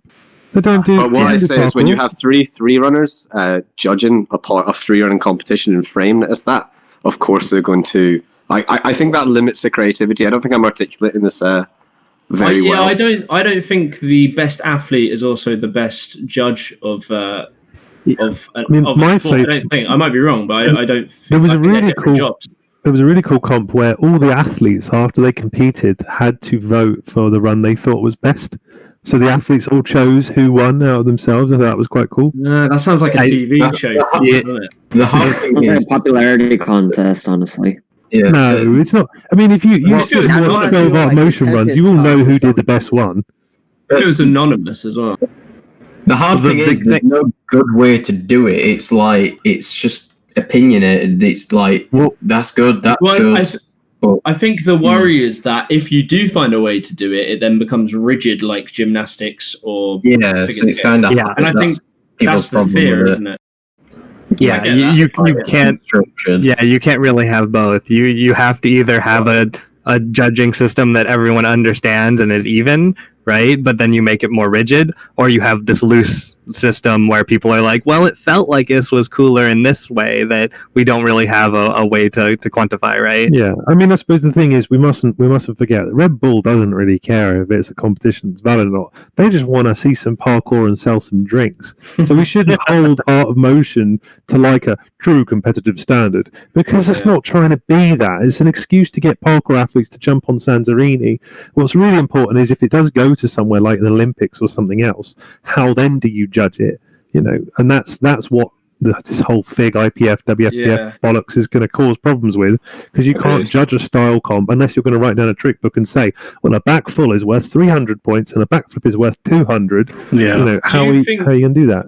Do you think the market will weed it out? Do you think that chase tag, when seeing how big chase tag's getting, I reckon speed comps are probably going to get quite big, but I think also the technical challenges will get very big. I want the market to weed it out, but ultimately it comes down to a factor of cost. It's really easy to get an arena-style parkour event like Art of Motion in Matera or Santorini and pack in 10,000 audience members and have kids do flips down a series of levels. It's much harder to build a Ninja Warrior-style course over a large area. Like, you need like 200 straight meters to do that kind of thing, and then have all the people do it and who makes it and who doesn't and who times it and stuff.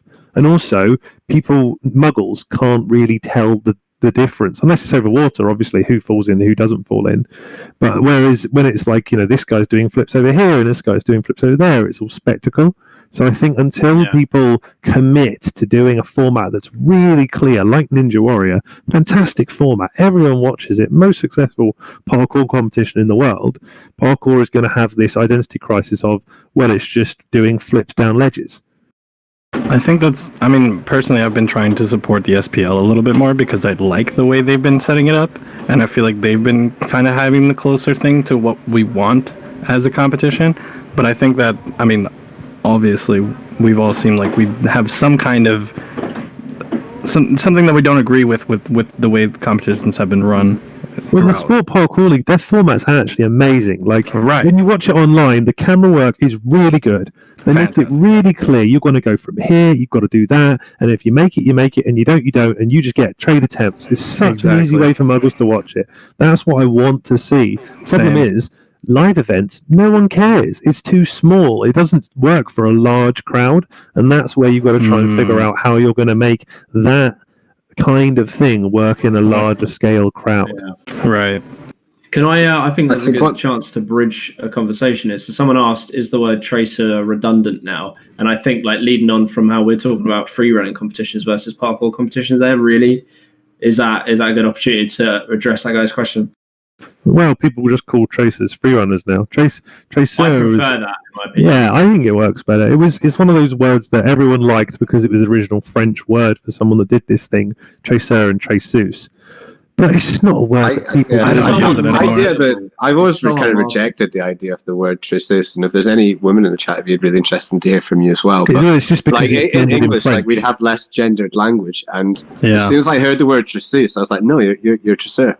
And Yeah, for it's me, only because I've in the always original French it's hated gendered. that word. I understand where it comes from. I understand I have no like saying that, but I've always found that really sticky. The idea that like male and female practitioners have a different word for them. Yeah, it's because everything's gendered in the language. Yeah, but do we have to adopt that? I think as well. Like, yeah, to be honest, like we did, but then I think marketing wise, like people prefer the word freerunner. I mean, I've actually been using parkour athletes. That's been I started my using go-to that. now. I do say Parkour that, athlete, I but think, is the best. I say that, Scott. I used to say that, but then I can't remember what it was. I made a video and I went to say like a free runner. I was going to try and say parkour athlete, and it didn't fit in the sentence, but free runner did. I'll try and find the exact thing. It might take me a while, but I tried to say a sentence where I was talking about them, and it didn't fit grammatically. Like phonetically? Yeah, like it just didn't make sense. Well, Like, it's because parkour sounds awful because parkour already ends in or, right? And or is just ugly. But that's just because parkour is like as a the way it works. You can't add an ing to it. Parkouring sounds weird to us as well. You know, It doesn't sound weird to a lot of people, though. A lot of the general. Well, I know a lot of Americans. A lot of you guys muggles. going out parkouring, and all of us Europeans are like, Everyone just cringe. Oh god. Yeah, I think that's just how it works. Yeah, so I think that you can use the word freerunner as someone that does parkour or parkour athlete. I think both are fine. Yeah, I think that's the way it's going. Yeah, I've been using both. I haven't heard tracer in years. Yeah. Oh my goodness. It's very esoteric. Yeah, I was working at a parkour gym in the area before, and I remember because of the fact that they were a parkour gym started up by gymnasts, and I was one of the only people that kind of knew the culture. Coming in and hearing that word so often was a little off-putting, but it was I'm glad I don't use that word anymore. It just feels weird. Yeah, I feel. Shout out the Jimmy the Giant video playing right now. Let's go. Oh yeah. I did not put that in there. I'm just letting you know that. Ooh, and then I prefer you individually. it's so funny. I remember when you fell. I had just finished editing my fall. Oh, I need to try and find the picture, man. I took a picture of that, and that bruise. The bruise? The bruise was ungodly. I think did you put it in a video? Yeah, I think you put it in a video somewhere. Did I? No, I think I did. Yeah, maybe I feel did. like I saw it. I feel like I. It was ungodly. I'll try and find a picture of it. It's worse, but it was like terrible. I don't think I put it at its worst on YouTube because I thought it might get demonetized. Yeah. It looked so bad. Looked like I'd been abused. I slowed down my fall, and I remember almost putting in the bruise photo, and I was like, you know what? Never mind. Yeah. I'll post it on Instagram. I think I'm gonna have to duck out in a moment, guys. Yeah, I'm gonna head out actually. Yeah, I think that's a good. Yeah, I feel like we've had such a good chat though. Hell yeah. I went to the shop, what had a time is bath, it for y'all? and made a dal, and ate it during this conversation. It's been a good one. Yeah, man, I've been at a bath, the shop, and made a dal. Damn. And what time is it for you guys in the UK and all that right now? 10 past 10. It's 5 in the morning. It's 5. It's 5 in the afternoon over here. Let's keep it going. Oh, wow. All right. We're going to 8 a.m., guys. Is it too late or too early? To be honest, though, this 3 hours is just too early. Oh yeah. I didn't even fill notice. up my drink. I was going to get another drink and I never did. Yeah, it's been really nice to connect after all this like quarantine. Yeah, guys, thank you so much for everyone joining and taking part and hearing everyone. Everyone was super respectful and like awesome. So thanks. We'll end the stream officially there. So thank you if you're watching. Yeah, thank you. Awesome.